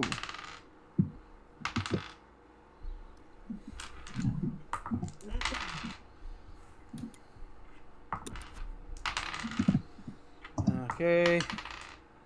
Ooh. Yeah, actually. All right. Let's see here. But that first one had more successes than 3, doesn't it? Oh no, the one cancels it. Yeah, the one cancels out, but that first one only had 2 successes in there. It was just 2 9s. Let's see here. So 1, 2, 3. Then the one cancel. Yeah, that's So 3. Looking like it's cooking. So 2, 5, 6, 7, 8, 9. Oops. 7, 6, 8, 7, and 8 again. 9. 10. All right. Hey. So, you while you're doing that, what's happening to you is not going to be visible to anyone else. But you're in this battle, and you can feel this thing thrashing on the inside of your will, and you're basically telling it's like, "You're mine now, bitch, mine," and like that, and you're just kind of grabbing hold of it because you can feel the essence struggling against your command to actually become subservient. and you got, except for Michael, I should actually say, he's the only one who's going to be able to pay attention. But you're like holding it down, and you can feel the tendrils trying to capture you in return, which is why this is kind of risky business. But you're just kind of like, okay, I got it, and you actually kind of break out a little bit of sweat, and then you finally go boom like that, and you can feel like you clamp around the entity itself. And as that happens, you just hear the bastard go, "Gotta catch 'em all!" Holy shit, demonic Pokemon. What are you doing? Fuck off, mind your own business. I'm just saving a present. You're up like Maybe another on somebody who deserves 3 it. health levels, Ken. Yeah. No, No, another 3 Yeah, more with where And he you're just going. kind of Capturing something for the scarecrow. and he just kind of shiftedly just like pockets, like you don't know what it's pocketing. It just kind of glows It's a a bit. Pokeball. Yeah, it's a Pokeball. Pokeball. Yeah. we get a poke square or cube All right. for copyright purposes. Yeah, so you've regenerated a total of six health levels now, Ken, at this point. I'm fully charged. Yeah, so you go to move, and this is where the problem comes in. You try to move, and you realize you're restrained. You've actually got, like, a part of the wall that you were up against, and some of the flooring, you actually see restraints around your ankles, your arms, the rest of it, and everybody should recall that you were told never to remain still for too long. Cool. I'm gonna. Do I have an action that I can take? Well, at the moment, you're just kind of like, and Michael's like, oh, damn. Like, comes over to you, he's just like, just hold really still, okay? John just kind of looks at Barrick and says, "Honestly, I fucking not still a bastard. Honestly, I couldn't have fucking expected Diver to do something stupid like this. Leave, I mean." Give it I'm time. kind of burned. Ivar no, moves, Back to stand but he still. moves very slowly. Ivar is always in motion. You just cannot see it. So he takes the spear that he's got in his hand, he reverses grip, and he actually breaks the bonds rather successfully on all fronts, letting you come loose. And whenever the tip makes a strike, you can actually hear almost the sound of an enormous chime, like something of a bell tower going off. Are you supposed to be using that like a pry bar? And he's just like, oh, well, at least while the staff part is not connected to it, it works very well as a pry bar. All right. So while you guys are all fighting, Ivar has an idea.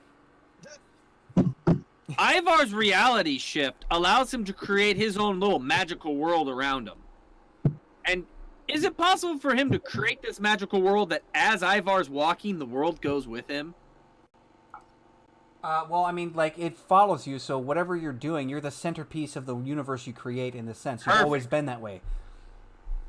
Can So what, Ivar you're gonna make an attempt umbrella? to create not an umbrella, but he would like to create a holy divine space where we are free from the pain we are all feeling, and it's almost like it's a level of sanctuary.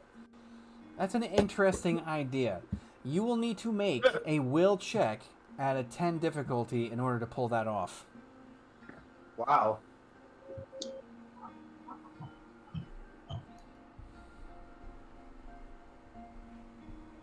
I like it. I mean, technically speaking, that's a stunt. So,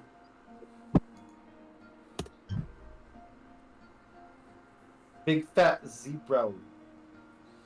Tried. I would say, Wait. like, be careful with this kind of thing, especially because luck will be very important. I'm thinking of rolling. Do we want to? I'm not able to use a luck enough to boost that 8 to a 10. I'd have to do it for a reroll, wouldn't I? You'd have to boost it twice, which means you'd spend 4 points. And a reroll might get what you're looking for, but it's random, so choices. Yeah, but boosting it twice. Oh, I have to boost the 8 twice to get it to a 10. If you were to guarantee making one success, if you were to guarantee it, you'd spend 4 points of luck to boost it 2 times because it goes up 1 and then another 1. Or you could do three of them, not 4, 3. If you were to do 3, then you could re-roll, but it's possible you'd get a 1, which wouldn't be a critical failure, but 6. That puts me at 8. I'm going to use up all my luck. Boost the 8 up to the 10, 1 degree of success, and do a reroll. Is it a rerolling of all 10, or is it rerolling just 1? You roll a d10, and you're going to try and bump the result. So the way that you're basically what you're doing is you're trying to elevate the number. So long as you don't roll a 1 on the die, you're fine. Okay, so I boosted the 8 to a 10, and I'm now doing a reroll, which would boost one of these other numbers up. Okay, so you want 2 successes. All right. So you're gonna try and boost. You're gonna boost the 8 to 10, and you're gonna try and re-roll your 7 to make it higher, right? See where you're at. Correct. All right. Go So for it. just to make sure I have this clear, I'm rolling 1 d10, not my 10. Correcto mundo. Correct. I would say that's enough. Technically, it makes it a 15 in the whole scheme. So, yeah. So that's 2 successes. Yeah. So you're like that. And you just kind of come around. Of course, you know you sit there. It's like now you are in a vicious fight with an intelligence. This place, as you recall, is not strictly by its own making. It is alive and very much aware of you. And so now you're like that, trying to... Yeah. So you've succeeded, but your range is about 40 feet from where you stand, all the way around you as opposed to 120. That's also okay. being said, you're kind of not going to be combat effective at all. You're going to have to try and maintain this concentration the entire time. However, everyone else who stays in that little bubble manages to not feel the pain anymore. I like that. So all of that, all the pain level is no longer there. Say. But what you guys see of Ivar is like the pain of concentration. Ivar's like, Ivar got, just stay with Ivar. I will protect your pain level. Being all weird and meta. And Ivar's like, now look, let's go. Now see here. I mean, is Ivar having another existential crisis, or do we stay in the circle? I mean, Well, I I'm think feeling pretty good. Stay in the circle, but he could I also see the be having circle a as like crisis. sunshine and rainbows, and like all of a sudden you've left this cold, dark place and you're in this warm. It's like not even. bubble. It's not even just that. Like you can see the outside, right? Because you're not losing perception of the outside world. But within that 40-foot span from him at the center, Grass 40 feet and- out, yeah, just grass, nice stuff. There's actually a nice little end table that's not too far away with a really pleasant bottle of vodka because he's got to have his own thing going. Like he's there, and everybody's feeling pretty good. So you start to push through, and Michael's like, "All right then. Yeah. Well, everybody stay close, I guess." At this point, John's back. Yep. And you don't feel any, it's like, strangely, you feel less empowered when you're in this. Not that you're at a deficit, but you felt better whenever it was not this way. Oh, coincidentally, being in a demonic environment helps him. So, aren't we in heaven? Didn't you say this was like a gulag in heaven? No, I said this is heaven's gulag. We're nowhere near Oh, heaven. heaven's gulag. Oh, that makes more sense. No, I heaven. brought a little piece of heaven here to stay in bubble. Have some vodka. Something Bastard, close to would it. you like some vodka? Oh, hi, John. No, I'm good. Bastard drank enough for all of us. So, but Michael's just like, no mortal man is allowed in heaven, actually. It's a myth. It's only where me and my own kind originally would exist. It's our home. But there are no human souls that exist there. Seems fair. Should we keep going? This thing appeared to be blocking our path, and maybe that means we're on the right track. We are. Well, I certainly don't want to be here, so shall we? Ivar's Hold already on. been moving. Can't you tell? I know, that's why we're having a conversation, Ivar. By the time we finish, we'll still be far ahead. Does it go to like ectoplasm or something, or do we have to crawl around it and over it? It kind of just vaporizes. You're talking about like the edge of his like created world. No, the big demon thing that we killed. No, it's actually just a pile of white ash. Oh, great. I'm gonna hold my breath as we cross through it. Yep. You guys go sifting through and keep moving forward. Now, for a time, you guys proceed on with no further incidences. But shortly thereafter, there's another door that he has to take us on a divergent path out, because it looks like every single place doesn't seem to have its normal exit like you would expect, which is intentional. He points to that and is like, John, if you'd be so kind, you might be on our last one here. He's going to do that in just a second. There's a link I found in the post. Oh boy.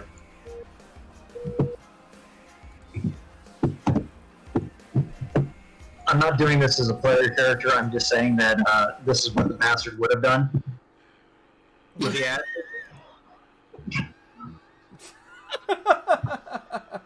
Wow. Look at that guy go. The bastard would have just snorted those ashes and gone through it. Man, I think Tony Montana would be proud. But no, he just like John's face like switches to the bastards for just a second, and the bastard's eyes look longingly at that, and he just slaps himself in the face, goes no, and then walks to the door and puts his hand against it.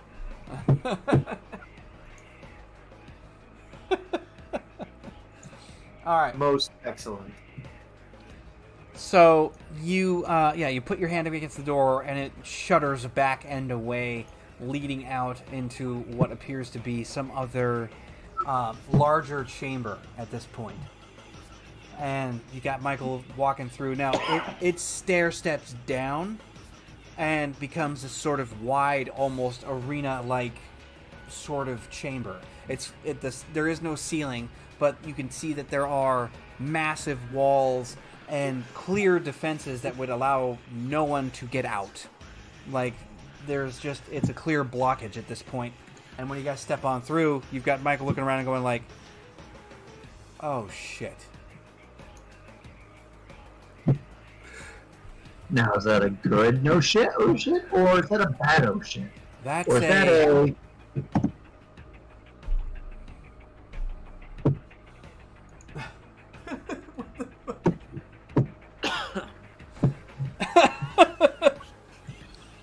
Man, some of these GIFs. Alright. So... Is this the center we've been trying to avoid? Well, he's just so like... Possibly. He like grips it a little bit tighter. He's like, whatever the best you guys have might be a good idea to keep that in mind. Well, They're this gonna just gets reload. awful. So, what do we expect in the center? When you come down, you've got this area that is cleared out and away. And like I said, it's almost like a coliseum of a sort. And you have the stonework that looks like paved stone, but try to think of it as actually rudimentarily solidified like blood clots. So it kind of has a pseudo crunch underfoot whenever you're stepping on it. But it's hard. It's almost like it's got that same kind of feeling that you get with volcanic glass. If you step on weak parts, it'll crunch underneath that. But as you come out, you come stepping forward, not really much else to be, because there's like no, like if you stay close to the walls or anything else, you're just as exposed as anywhere else, but you can't really leave where you are because there are tall points that kind of prevent any sort of exit out. So you're like forced to go down these steps and into the Colosseum area. Once you're there, Ivar to get rid of Pleasant Sanctuary, or do you want Ivar to keep this up? Because it's really a lot of pressure. and he's just like, don't get rid of it. And he kind of looks up. This is going to be very bad, I think. Well, good for you. Very bad is what we do. So you can feel the essence of the creature that you have, like sort of stowed away, John, and you can feel it itching in the back of your head. Now, this is the first time you've ever used it, like even in terms of your own character. So you're not really used to actually having some kind of creature or entity kind of be your subservient little buddy. But you can feel this creature suddenly kind of going like, I want out. I want to play. Like, that's the kind of feeling you get.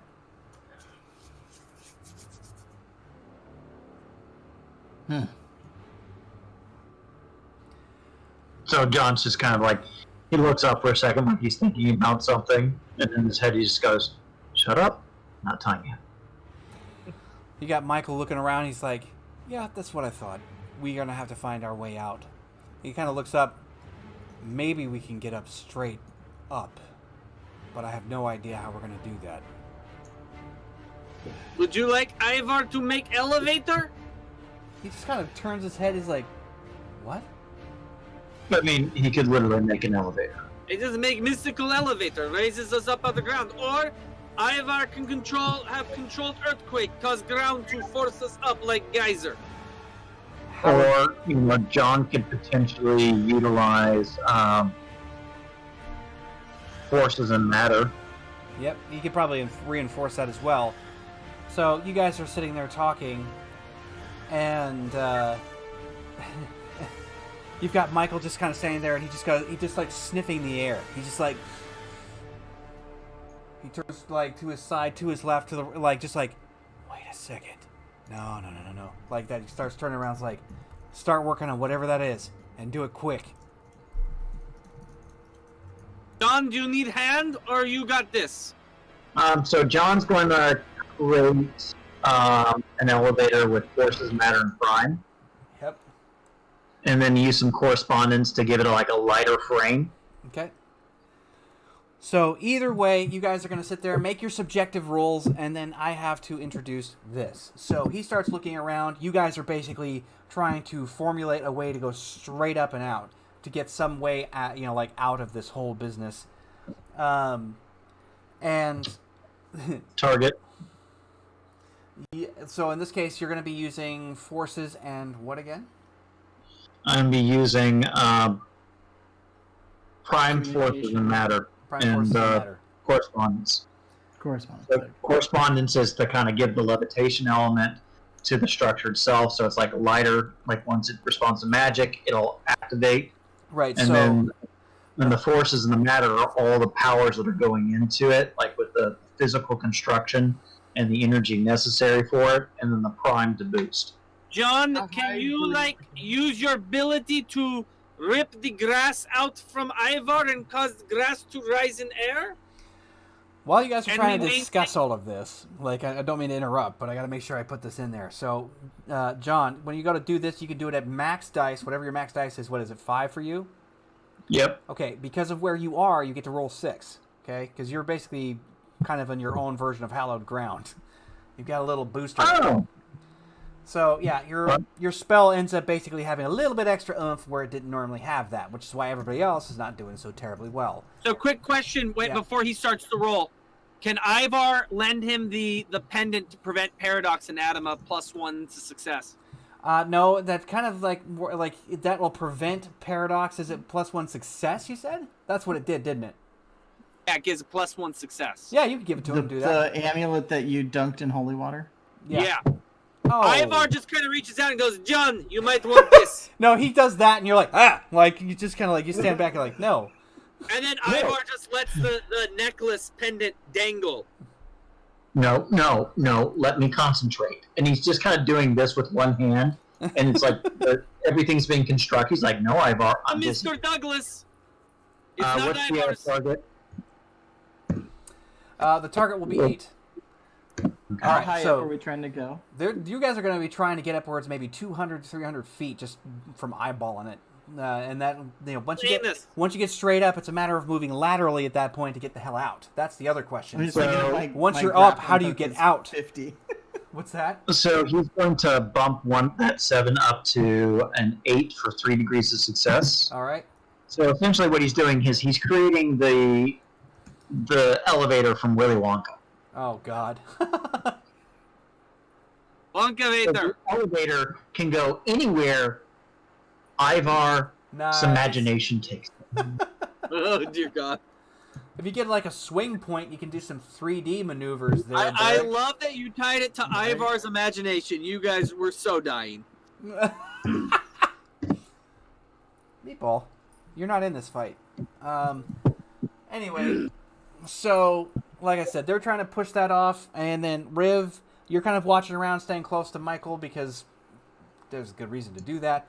And he's kind of like staying at your, he's staying at your right side, protecting, because you'll be able to protect his left, and he can protect your right side from where he's at. So you guys are kind of like structured together, and this is him positioning himself in that particular way. And with where you are, he's starting to look around, and he's basically trying to like encouraging the two mystically inclined to start working very quickly on this, and it's going to take a minute to construct that because there's a lot of material, thought, and process involved. So it's going to take several rounds before it gets off the ground. But that's whenever you see the back end of the Colosseum start to actually open up. We're here to have company. Oh yeah. Mm-hmm. So yeah, it basically pops open, right? And this Nice choice of music. Well, like I told you, I only use this for very specific things. But like it pops open, everybody can smell like rotting corpse as the second this thing opens up. And there's like this other thundering impact as this extraordinarily huge thing ducks out from underneath the archway, and we're talking somewhere close to almost 40 feet tall. And it comes out like this, and it has like this big old mallet. Behind it, and to the left-hand side, you can see this individual who is wearing kind of a modern-like suit. It's pinstripe. It has like the straight lapels, but he's much taller than he should be. Probably around like 6.5, 7 feet tall, with like black slicked hair, and the it's just slicked backwards. But you can see that he actually just kind of takes his hand up to his face, and he's got this big grin as he's moving along, and he just basically, with a slight hand gesture, this colossal demonic thing that came out first moves off to the side, and you can see him just walking up, and like he's just slowly approaching, and you guys are sitting here formulating this escape plan while he's coming through.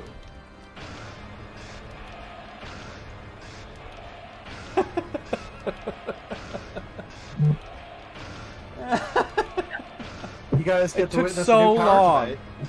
Yep. It's So taken so long to you're get that. basically like, I saw that double Boop. six. I was like, wait a second. yep, and it's like that, and you feel this sudden shift in your body, Ken, and you're like, like that, and you look over, and you just kind of like reach out a little bit, and you put your hand straight through Michael's body. And he's like, like, just kind of looks back, and it's like, don't do that, like.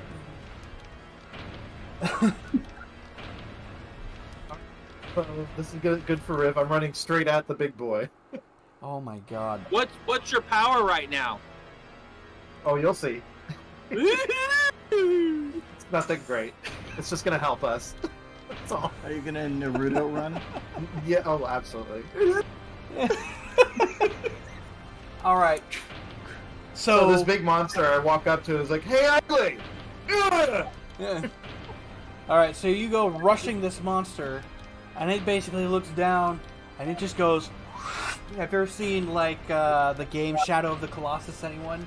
Because it just goes like that, comes straight down with this fist. Are you gonna move? Because I assume you're probably not. No. All right, so it just goes boom, like it crunches in. All you can like just hear the crackling of that like vitrified, blood clotted, whatever the surface of this like ground is, and she doesn't move. And as far as anybody else is concerned, you just watched Riv completely get smashed. Right? He goes boom like that, and you can see this big horn colossal thing just reach back up with a grin, and she's still standing there.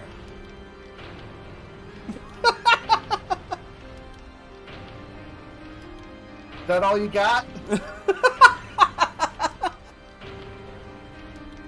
It's that Luke Skywalker. Yep. Yeah, that was a Luke. And then John just kind of concentrated like this, going, Pikachu, I choose fucking you, Jesus.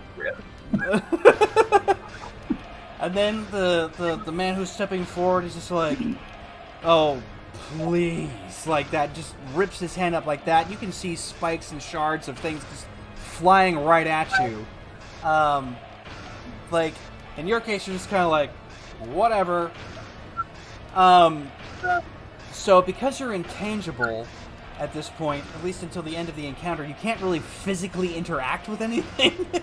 Yeah. However, this thing, whatever it is, goes like that, and you go like that, just get completely propelled upwards, because whatever magical force that is in it, like the physical form doesn't do you any damage, but the magical force launches your ass straight in the air. Nice. All right, so we're gonna push this back just a wee. As the organ plays. Yeah, right. No kidding.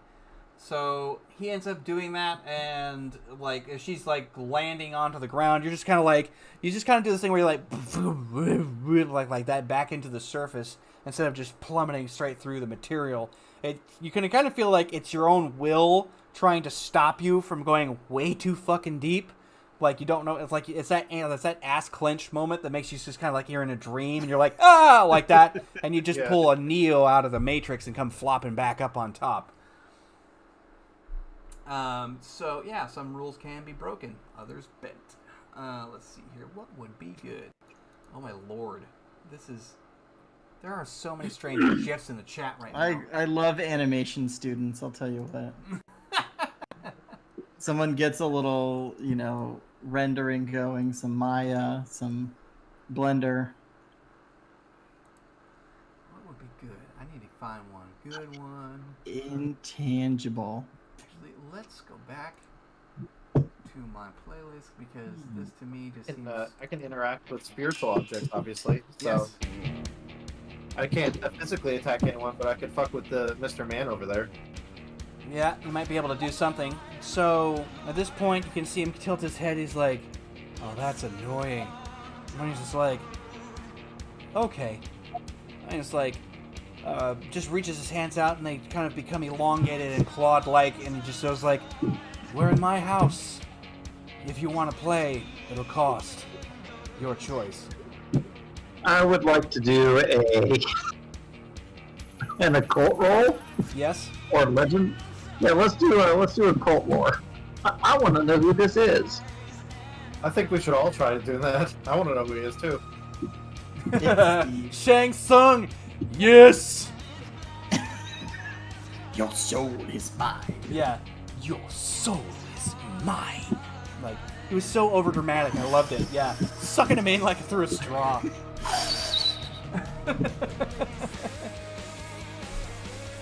Damn.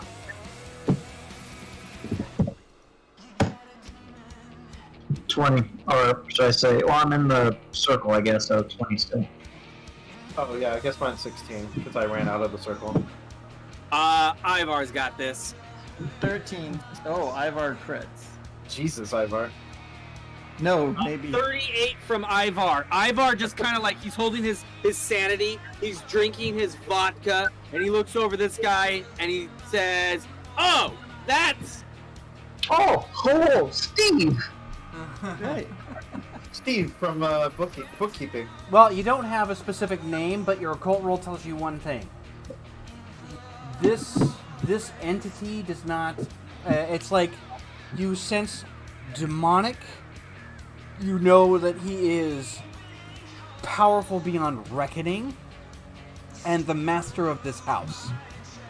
That is one of those things where it's like, so it's warden, more or less. And he's just like basically getting ready to drop down. And you got like Michael in the background, so you're just charging this dude, right? Michael? Riv? You Oh, are. I said I'm flanking. Right, so you're gonna try and hit this guy, right? Like from a flank position or whatever. I'm not gonna try hitting him because I'll fly right through him, but I am gonna try giving him the old finger tickles. What does that mean? I'm gonna touch his head and do one of these inside his brain. Well, regardless, you're running that way, and Michael at this point starts to like charge right along, and it's one of those things where you can see the, the warden, what we'll call him in this case, and like the warden kind of gets to a low crouch, and you can see that he's beginning to grow spines. The rest of it a little bit more transformative as he begins to elongate. You've got Michael charging straight forward, and then something happens. Now, this is going to take some really good timing, and I hope it fucking works. Riv, I need you to make an awareness check, please.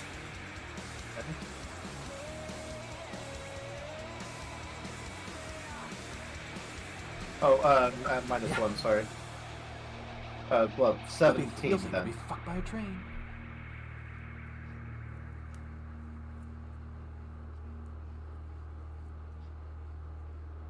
So I got the awareness check down for you. Oh, okay, there we go. I see it. Sorry.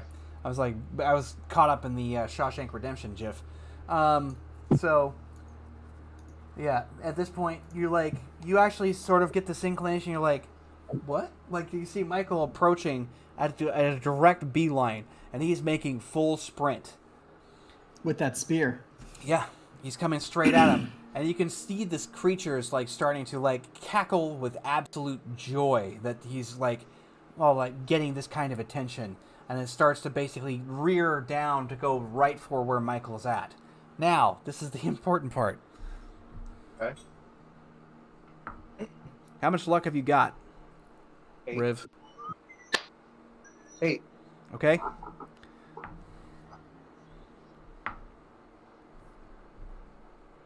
All right. Like I just normally, u- or how much do I have left? How much do you have right now in the session? Yeah, 8. Okay. I've used. Yeah, 2, because I so- just burnt all of Michael's luck in the process of doing this, because that's how badly he knows that this needs to go down. So, and Okay. again, Riv somehow or another manages to answer the question that I wasn't sure was going to be answerable, because why not? So, this is one of those moments where I'm going to highly recommend that if you don't think it's high enough, use it. So he's going, doot. He gets to a certain distance, and he just goes, Riv! Like that, belting it out really loud, and hucks the spear in your general direction as you're starting to actually make your distance towards that target. Oh, I'm catching it. Got it. Alley-oop. Yep. Roll that beautiful beam footage. What Oh, by the way, they're apparently making dice out of bush beans. Out of what? Out of bush beans. Like, there's literally gamer's dice made out of beans. Prison dice. So you can literally roll that fabulous bean footage. I So I Riv is believe highlight reeling it.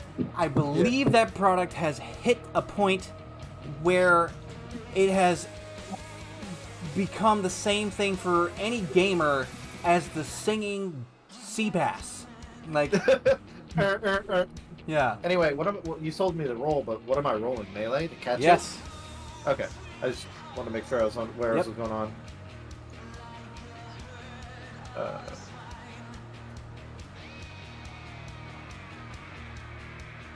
Yeah, we're re-rolling that one. So rolling and adding. Are you lucky? Yeah, of course. That's like half of Riv's personality. Okay, 15. And I'm gonna do it again. yep.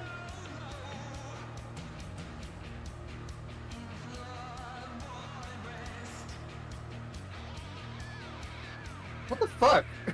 I'm gonna do it again.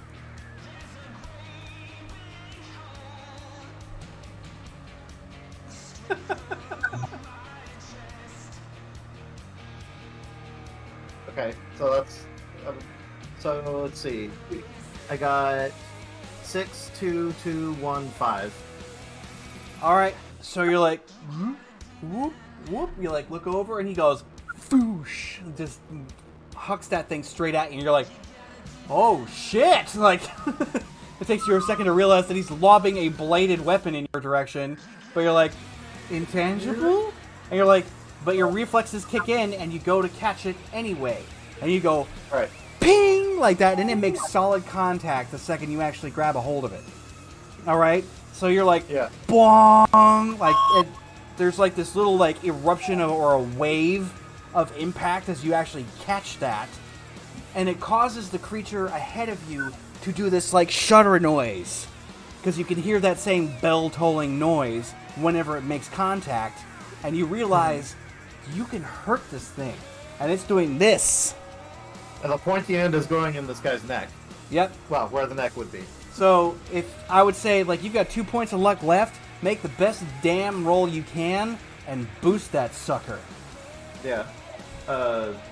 Another melee since I'm holding on. There's this. Yep, it's melee or fencing. martial art. If you know how to use like daggers and stuff like that, it would technically count. So melee. No, I have jujitsu, so it's melee. Yep. I need to beef up melee. I should use some of my 304 IP to beef that up. Jesus Christ, you haven't spent any? No, You're playing dangerous, dude. we haven't like been doing any like sessions where we're like, hey, what? Because we keep doing it in the mid session, so like I can't suddenly sprout new like muscles. Oh, actually, it's completely interesting. Well, that's the reason why, because there's like been plenty of downtime in between. That's the reason why the IP works. It only boosts Yeah. certain things. You're not like a level up where everything goes what, so it's not really that Yeah. noticeable. It will be now because you're like tier 3, just waiting to get in there. All right, so that's the best roll I can get. All right, With all so my you luck I've been broke using. 20. You broke the 20 range. That's the point that I Yeah. needed to have you make. It's like you broke 20, so it's like that, just tucking it back, and you're like that, and you stick right here in the side because that's the most exposed area. Strangely enough, same place that supposedly Christ himself was even stabbed while he was on the cross with the same item. Oh shit! Yeah, so you're like, shank. Yep. But yeah, it goes right in, and again, a secondary sounding bell toll goes off. Right? You can hear it scream as it's like halfway formed into its nearly insectoid-like setup, but the blade sinks all the way in easy. Like, you don't even have to put that much effort, and you hit your fist up against its, like, near carapace-like outer layer. And when you're pulling it like that, it goes tong like that, going off, sending it flying away from you. And going like just completely in disarray. So you're like this, and you can even feel the wind blowing your hair back despite being intangible. Like, you're just like, shit! Like, you can feel it move straight through you. Wow. Stabbity stab stab. Yep. And right about this point, several rounds later, Willy Wonka's elevator has been constructed.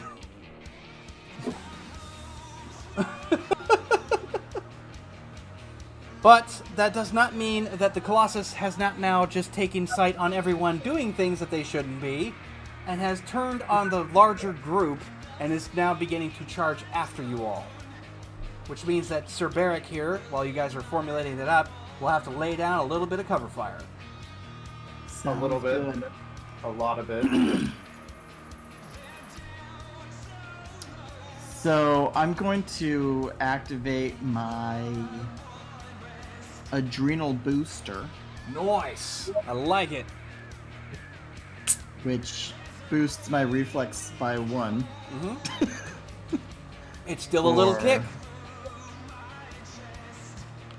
Makes immediately For everything you do one higher. 3 rounds.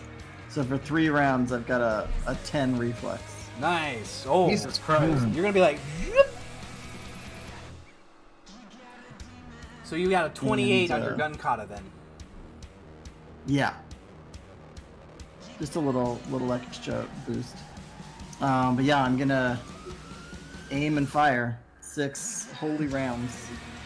All right. It's So gonna look like one round, how? Because he's pulling the trigger so fast. it's gonna like he's like setting off a freaking A10 Warthog, man. Oh, Oh great. my God! Really? Barrick's coming through, man. All right, I'll just. Okay, so that first one is 46. but it's a crit. Yeah. 2, 3, 4. They're just getting lower and lower. 5, 6. Okay, so 1 crit and then 34, 31, 30, 37, 31. Yep. It's also a large target. You take the first shot, it hits, and it goes "Ugh," like that, and tries to cover itself up while still coming forward, and the other 5 rounds follow up, hitting at the elbow, the joint, and at the wrist, causing it to duck down like this, taking the other 3, and 4 rounds to its face. And again, it just looks like they're phosphoric, because like you're shooting them off, and you can actually watch the trail of the bullet flying into your target. Yay. So let's see here. I am dealing with massive hit point based creatures. This is ridiculous. So and those rounds were what? They were 26 each, right? They're 26 each, and they're armor piercing 4, incendiary. Yep. And holy. Holy. Yep. Holy fire rounds, like literally. Yeah. Each shot. Hallelujah. Yeah. The holy hand grenade. Hallelujah. Yeah. So these things strike it, and I'm just gonna do because we have 52. Oops. Doot. Minus.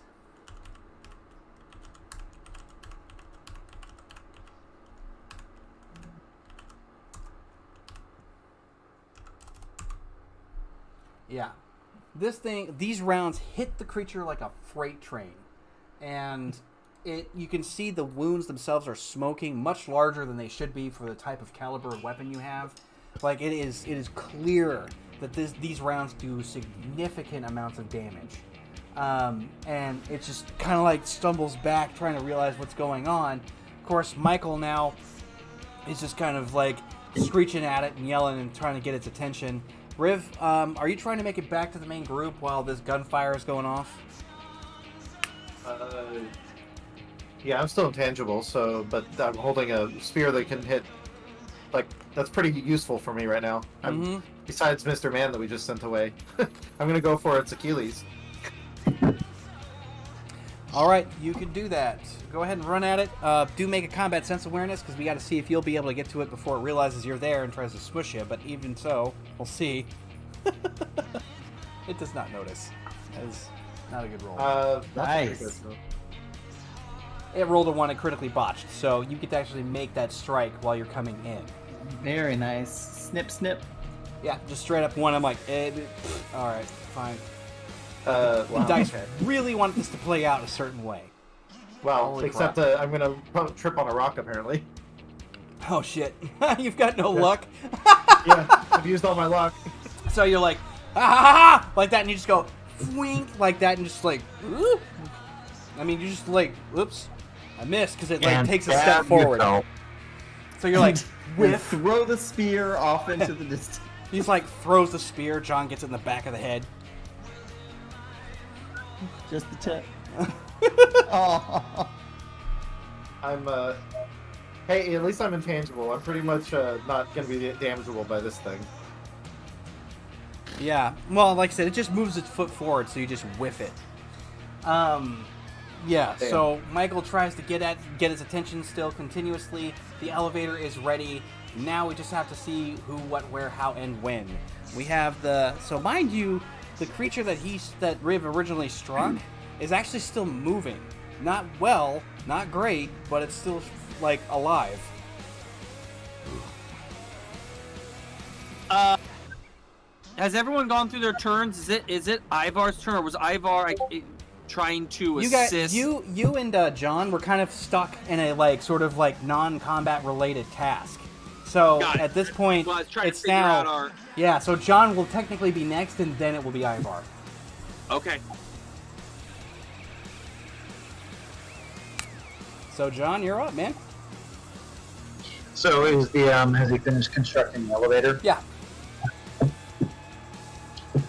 So John just kind of looks around and goes, "What the fuck did you guys do?" And he just kind of he takes and says, Get in the elevator? Yeah. I mean, that's what I'm going to do now that's been constructed. We're just holding back this big boy. And then, and he says, get in the elevator? And he's gonna throw up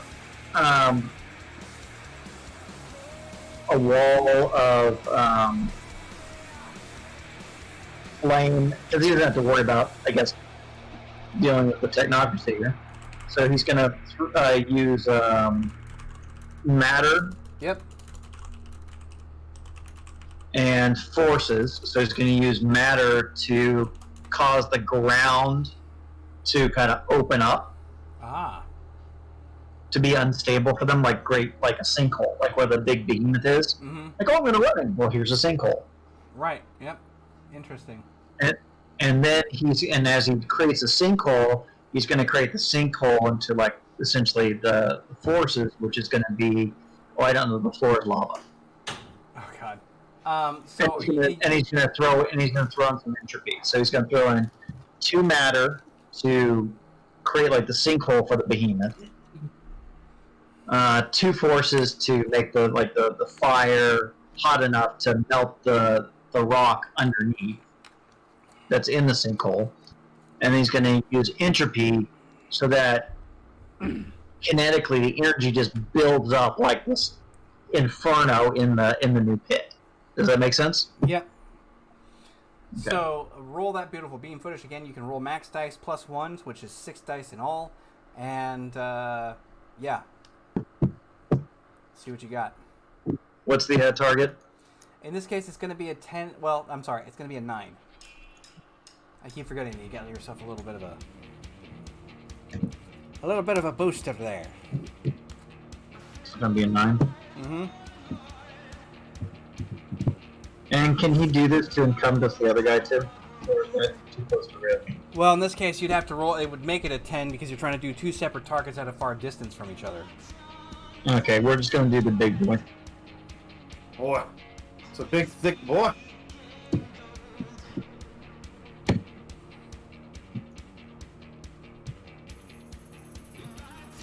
So explode 10, fail 1, target 9. Yeah, here we go.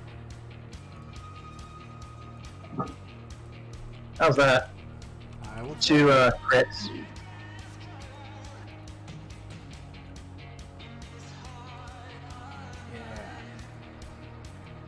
Bingo.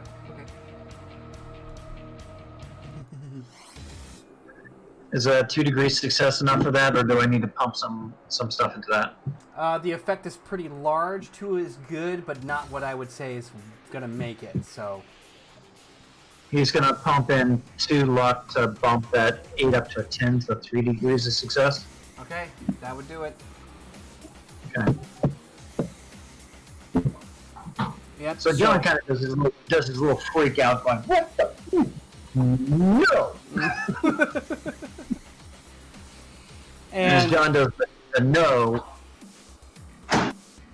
well, because of its initial botch on the combat sense awareness, it literally is just like doesn't get a chance to actually notice what's happening. So it goes step, just so, mind you, to keep an eye track of how fast that's happening.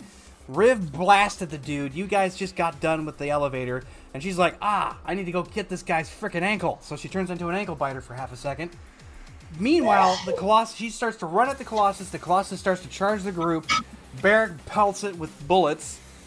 Yep, and while she's running at it, she goes swing and a miss.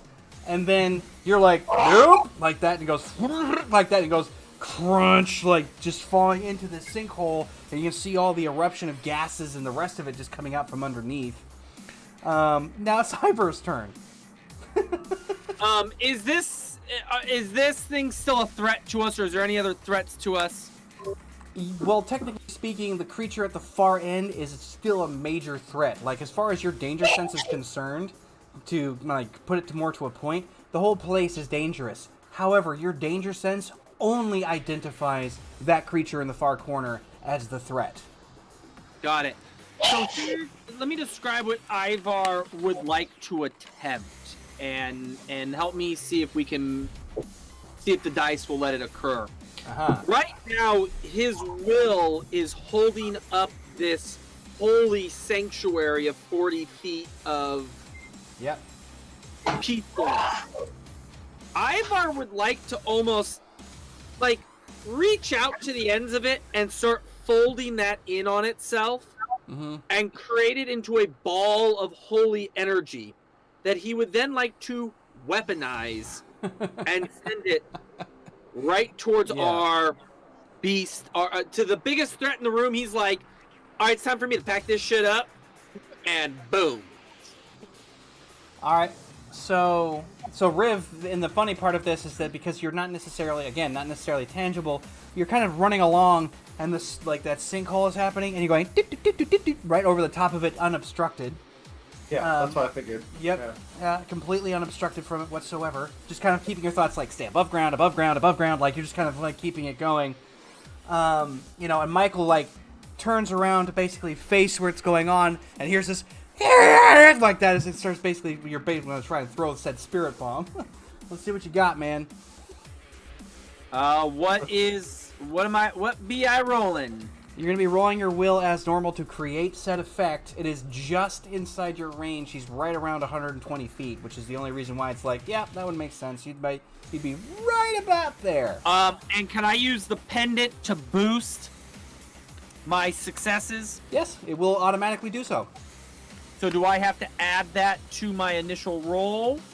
Do I go up to 11 dice, or how do I do Automatic that successes means that you just take whatever your result is and add it by one more. Got it. All right. So What's the target? what's the target? The target is still 10 because you're on unhallowed ground. All right. At So least you get one Ivar's percent. trying to put this all together. Use your luck. don't Yeah, have- use those skills, Will. You have some luck. Ivar has no luck left because I'm not lucky. He has 9 points of luck, but he's already spent 8, so he can't boost there. But if he uses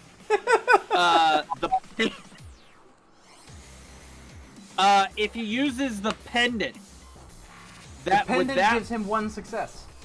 gives him 1 success. Like I said, there's one automatic success, and so if you landed at 0 with the die roll, the pendant literally just saved your skinny butt. So you're like, And remember, the pendant's also holy right now. yep, I don't know if that gives it anything else. yeah, But it's hyper compressed. So you're like, like that. So like I said, Michael looks over there, turns around to see the creature trying to struggle and get itself back to reorientation, and he goes like that right past his head. He's like, okay, like that, and starts running the other way towards. Yeah, and that blast nails it. Not good. It starts to screech. There's definitely flames happening. You're not really sure, like, your effect dissipates the second the contact happens, so whatever's happening to it now is entirely of its own making. But you can see that it, like, scorches up the side, and it starts to do that flailing. Just, yeah. Alright. I need to make a roll for Michael to make sure he doesn't get smushed by the freaking Colossus as he's running by it. Yeah, so Michael's running along, and the thing, as a last-ditch, pissed off effort, ends up basically taking that club and smashing it right next to where Michael's at, sending him sprawling off to the side. He looks like he takes quite a bit of damage from that, but he manages to get back. I don't know, he's even bleeding. Like, there's the impact of the rock and stone, just that mallet making contact, set spitting debris everywhere. Riv, of course, just goes, wong, like, right through the club handle as he's raising it up. And, Michael will try to recuperate. He does okay. That's good. Yeah, so he'll be there in like about 2 rounds, more or less. But the creatures themselves are basically struggling to get out there, and I gotta find out if dear Mr. Warden is going to be able to pull his ass out of it. Alright. This has got to be the tightest squeeze ever. Think they're Yeah, I mean, if we're talking clutch game, this is it. Because Warden's not happy and no longer playing around. And not like he was playing around much to start with, but now he's really serious. So you guys are all up there playing, like, trying to jump into this elevator. You're all clamoring in, right? So here's the thing. Because Ivar is at the center, Ivar can become the engine for this elevator. So he can literally create the necessary force to cause it to do the flight pattern that it's going to do. So as long as Ivar's staying on target in terms of like his concentration, just maintaining this thing, you'll be fine. Okay, so I wonder if would this work if I just had Riff flash him and just like stare at this and move.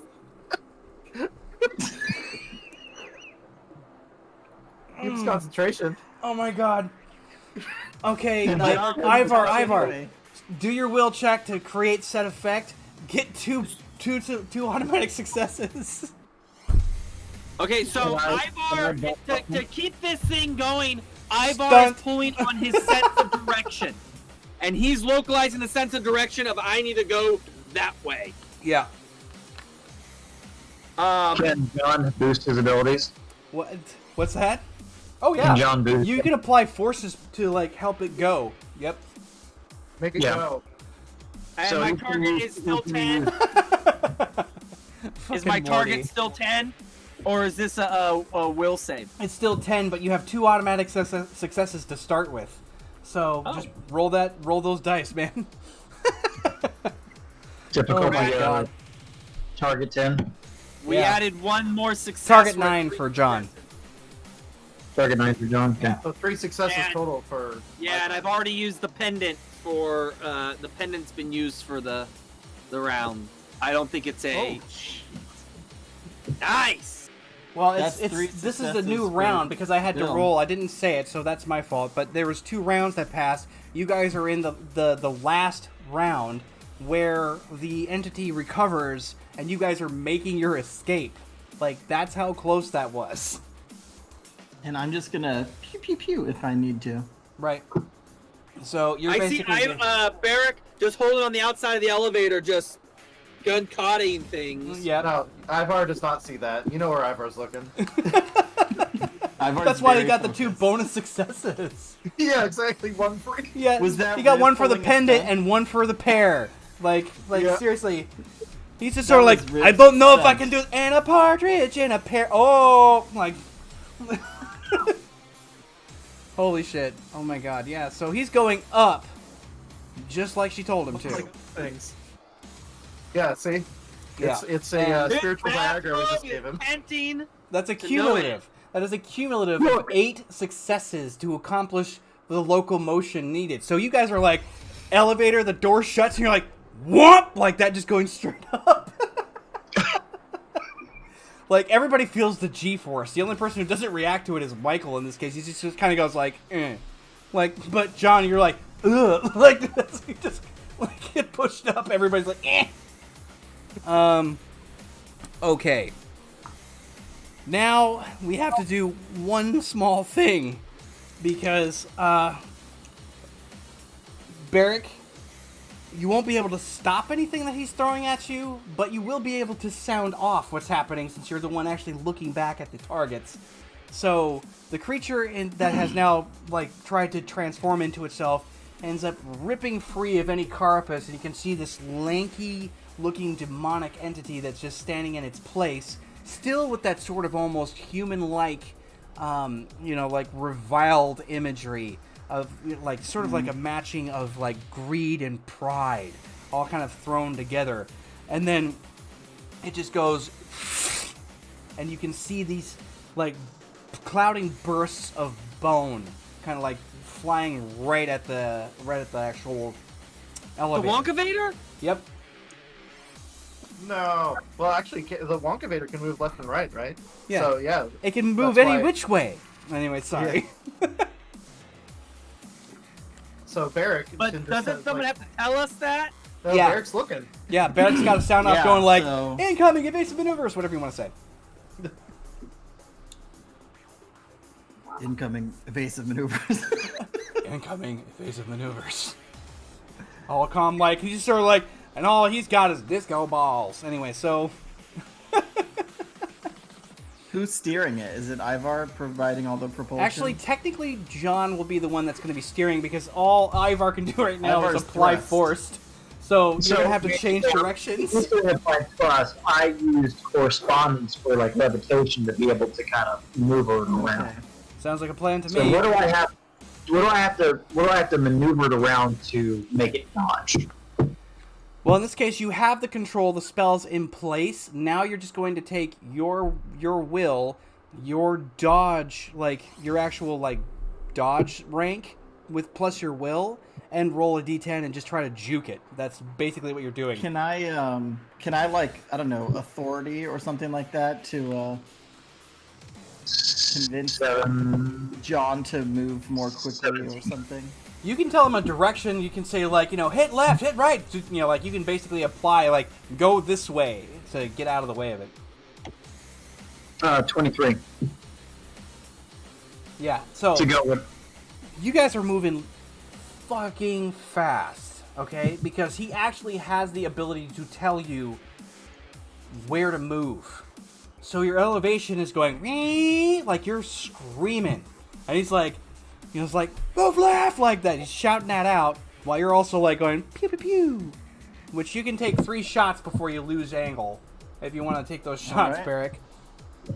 Well, I Okay. think what I'll try and do is try and shoot something out of the air as well. Oh, the bones. Yeah. Yeah, Deflect them.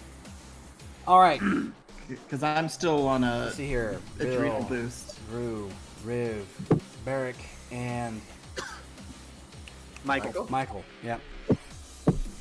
Not an easy So thing. I'm still adrenal boost.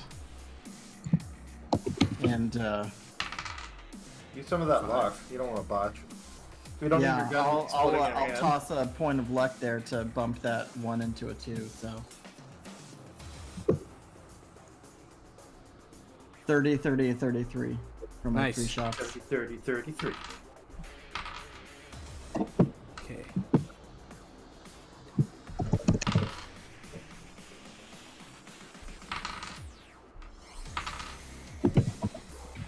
All right.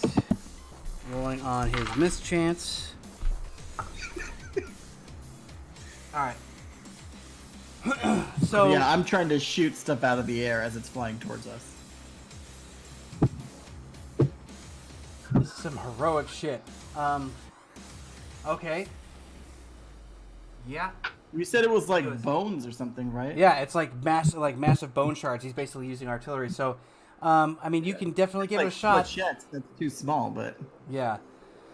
Well, he goes like that. Now, the thing about that is that they're about yay long and about this wide, but there was a whole misted cloud of them that he had launched up at towards you guys. So you're like, get the fuck out of the way. So it's like you can shoot through, but the majority of that cloud still winds up just kind of like you don't get hit by the majority of it because he manages to go whoop. But you hear that like that. Surprisingly enough, Barrick doesn't get hit by any of them. oh. Like, so you're like this, and you just feel the impact. John gets hit by 2 of them. Ivar gets hit, and Michael can takes Barrick- the rest. I say, can Barrick impose himself in the way to take hits? It's just the way that it comes up, and it's actually coming out Yeah. from underneath. So, like, as you guys are vaulting upwards, so there's nothing to be done. Does Like, they just... Ivar's bathrobe in any way benefit him? I already rolled against the mischance. It rolled a 50. It rolled a 51. So it's one of those things where it's like, nope. Oh, so what's the damage Ivar's taken? Do-do-do-do. Yeah, because Barrick would have definitely wanted to. And does impose his Ivar body. get any defensive move, a dodge? You can't because you're in the vehicle propelling it, and that's all. You're like standing still, and right now you've got John trying to drive it. Okay, so I just got bone shards up the ass. Yeah. Well, actually, more specifically, up the right thigh. Like right near where the ass is. So. I mean, just new definition of getting boned. Yep. Well, it goes here, gets lodged, and this is an ugly ass fucking wound too, because it hits the meat of the thigh, goes basically just angles upward along the femur and goes blasting out your flabby ass hip. Oof. So it That's just gonna goes like that. So you're like that, and you can just see Ivar Through and through. just goes dropping. He's just like. So I need an actual body like this is kind of one of those things where it's like there's a body check that you have to do. What's your body right now, Ivar? 6. Okay, so Ivar does have armor though. I don't know Yeah. if that's gonna benefit him anyway. it's if it's mundane, it doesn't count. It goes right through it. But Still matter. Huh? maybe the bathrobe like magically wrapped around his leg. Something like that. Yeah, it could definitely do it. The bathrobe. Actually, let's see. The bathrobe is definitely not mundane. It's got a 40% miss chance. What was the actual armor that you had? He had gotten armor. It's an 18. Yeah, it's almost like he had gotten a jacket. Okay. But here's a quick question. Oh no, because Ivar can't even do his. Ivar's not even able to afterwards almost put his own like touch of Nirvana on himself. Like Because he's focusing on propelling. he's focusing on saving everyone. How much damage is Ivar gonna take on this? Well, the problem with that is that each one of those spears was worth 30. Ooh. How many did he take? He took 25 because the wadding up of the actual robe. Ivar's dead. Shit. Unless So yeah, he ends up dropping. John, you've got to like, you realize that suddenly a lot of your momentum has like dropped off. So what does he need to do to be able to pilot and power it? Using correspondence and forces, you literally move through space and time. That's what you're gonna end up having to do. You really want me to use all my SFR? Well, you don't have much choice. You're approximately 650 feet in the air. So he's gonna dump 5 Arete into it. All right. So Damn. I random rolled who got hit too. Ivar was always squishy. He just. You got lucky a lot. I know. what's my target? Your target in this case is oh shit. This is gonna be a 9 because, yeah. Okay. And is there any way to make, because he's actually heavily concentrating, is there a way to make this an extended? Yep, you can Skill do. test. You can call out an extended roll. Yep. Yep, we're gonna do an extended roll. Hey D, while he's doing that roll, Pilot and concentrate. Ivar, Drew, your character has exactly 24 health, right?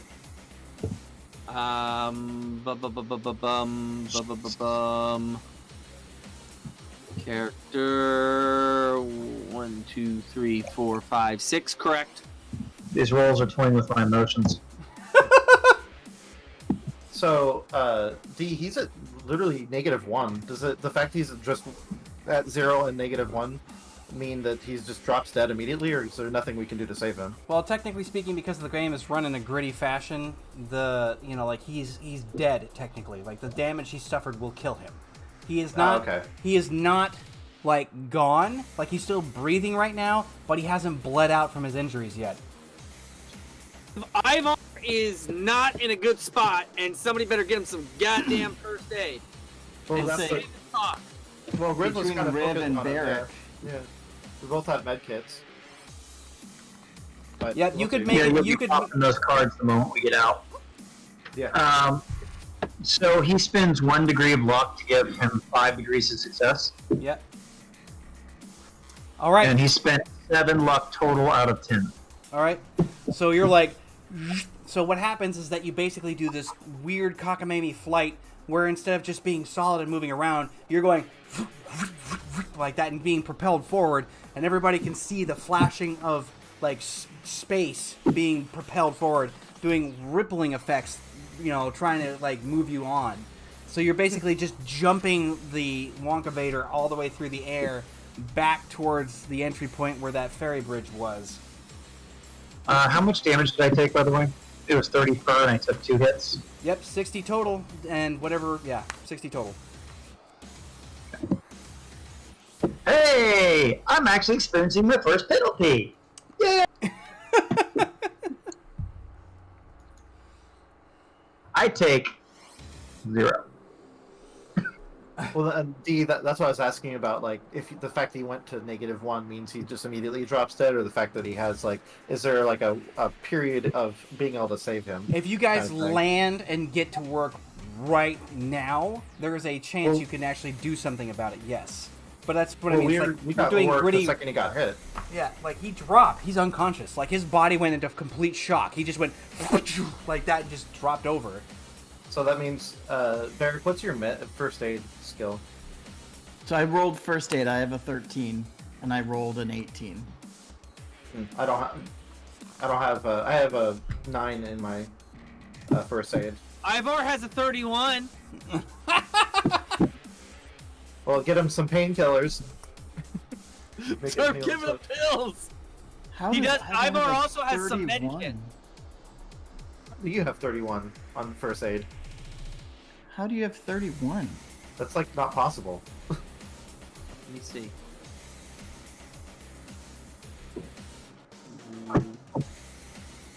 Because he's very highly ranked in it. But like the highest rank is 7, right? Yeah, unless I entered this. Oh, yeah, it says 31, but for some reason his rank is 20. I don't know how. I think that was probably just a mistaken error in input. That's all. I think I If you, might. if you told me you had a first aid of 2, like I do, that would make sense. Wait, let me go back to my original character sheet and see what it is on But anyway, yeah. So Barrick rolled an 18 first aid. Yeah. So this thing you goes know. like that. You guys crash land just on the This is outside. 13. It's Yeah, you supposed to be guys- 13. Gotcha.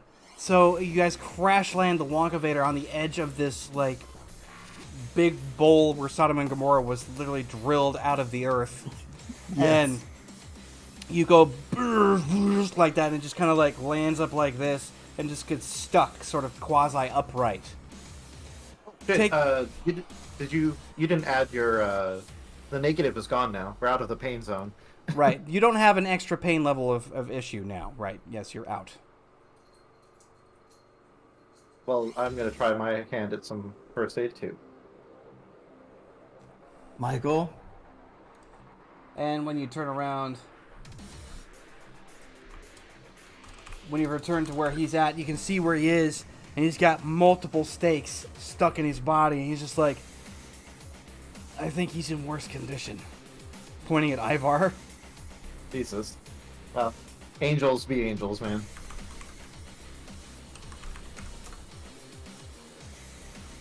At least it was a clean cut through, as opposed to it getting stuck in his body.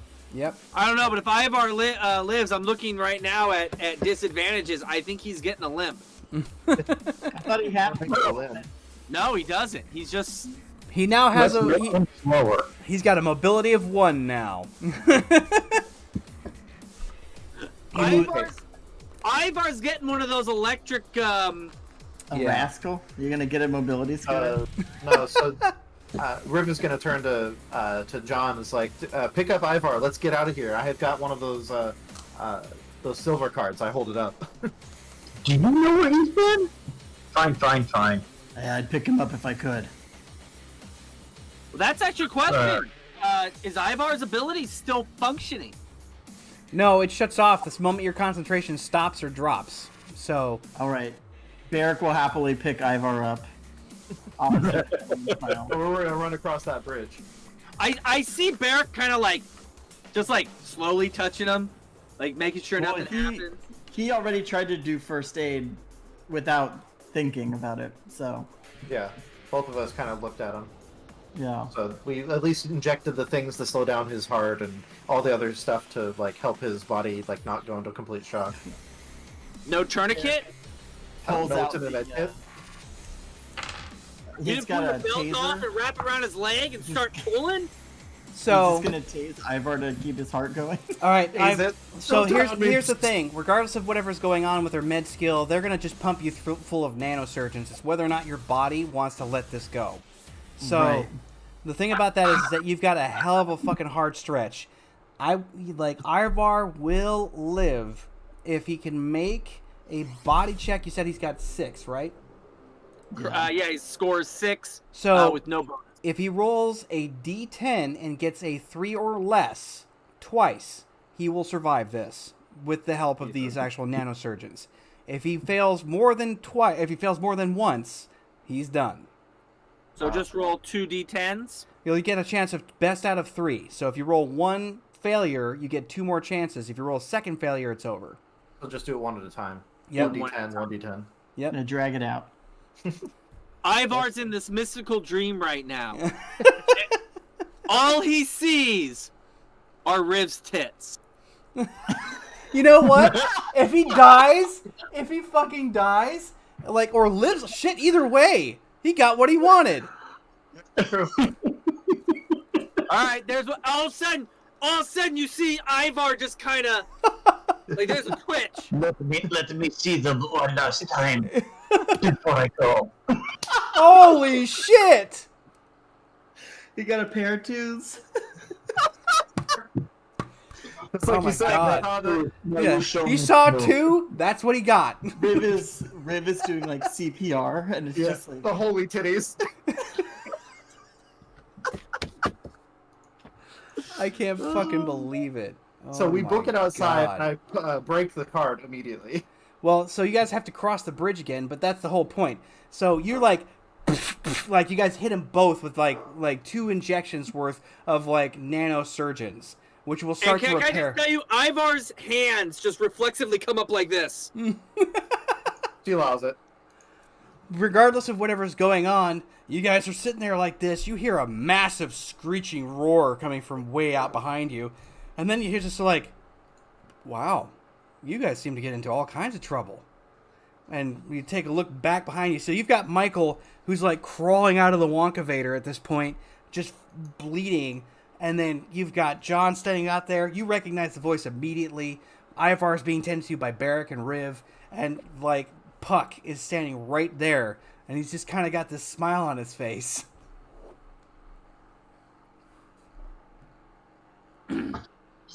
Fuck no. I'm done. He goes over to Michael. Where's the exit? I'm done. I'm not dealing with him. After all the shit that I've dealt with today, I'm not dealing with him. He kind of looks up at you bleary-eyed. He's like, as much as I'd love to actually participate in your rant, this kind of hurts. And Puck just goes like, oh, I'm giving you the exit. That's the whole point. I noticed that somebody was using one of the bridges, and I couldn't help but get myself a little bit of interference. Looks like you're going to need it, too. And it's like going, dunk, like that, and you see the entrance pop back open again. This big, long, narrow doorway. And he's just sort of like, go on. Yeah, well, I mean... So Riv doesn't John care. grabs a hold of like Michael's clothes and just starts dragging him towards the door. Yeah, we're all just jumping through. Yep. And so he just basically kind of like smirks a little bit. Everybody goes hopping through, and then you can see the black thing starting to come your way. And he's just like, ooh, like that really ugly, isn't it? Like, then shuts the door. And you guys are back where you're standing in one of those strange islands with the bridge going across. And you've got Puck standing there. It's like, all right. Well, I think y'all owe me. Like, he just starts walking off. No, Puck. No. You. Wait. Did Puck owe us a favor? Hold on here. I'm going through my notes here. God damn it. Puck owed us a favor. D, I gotta get going. Yes, that's where we're actually going to end it, in fact. And so he's just like, you guys just finally get pulled to safety. He's like, I guess you guys owe me. So that's where we're going to leave it. Roll credits. Puck walks out. Yeah. Wow, everyone got a hero moment in that one. That was a great one. That was a really good one. Yep, and thanks to the one viewer still yet again. Have a good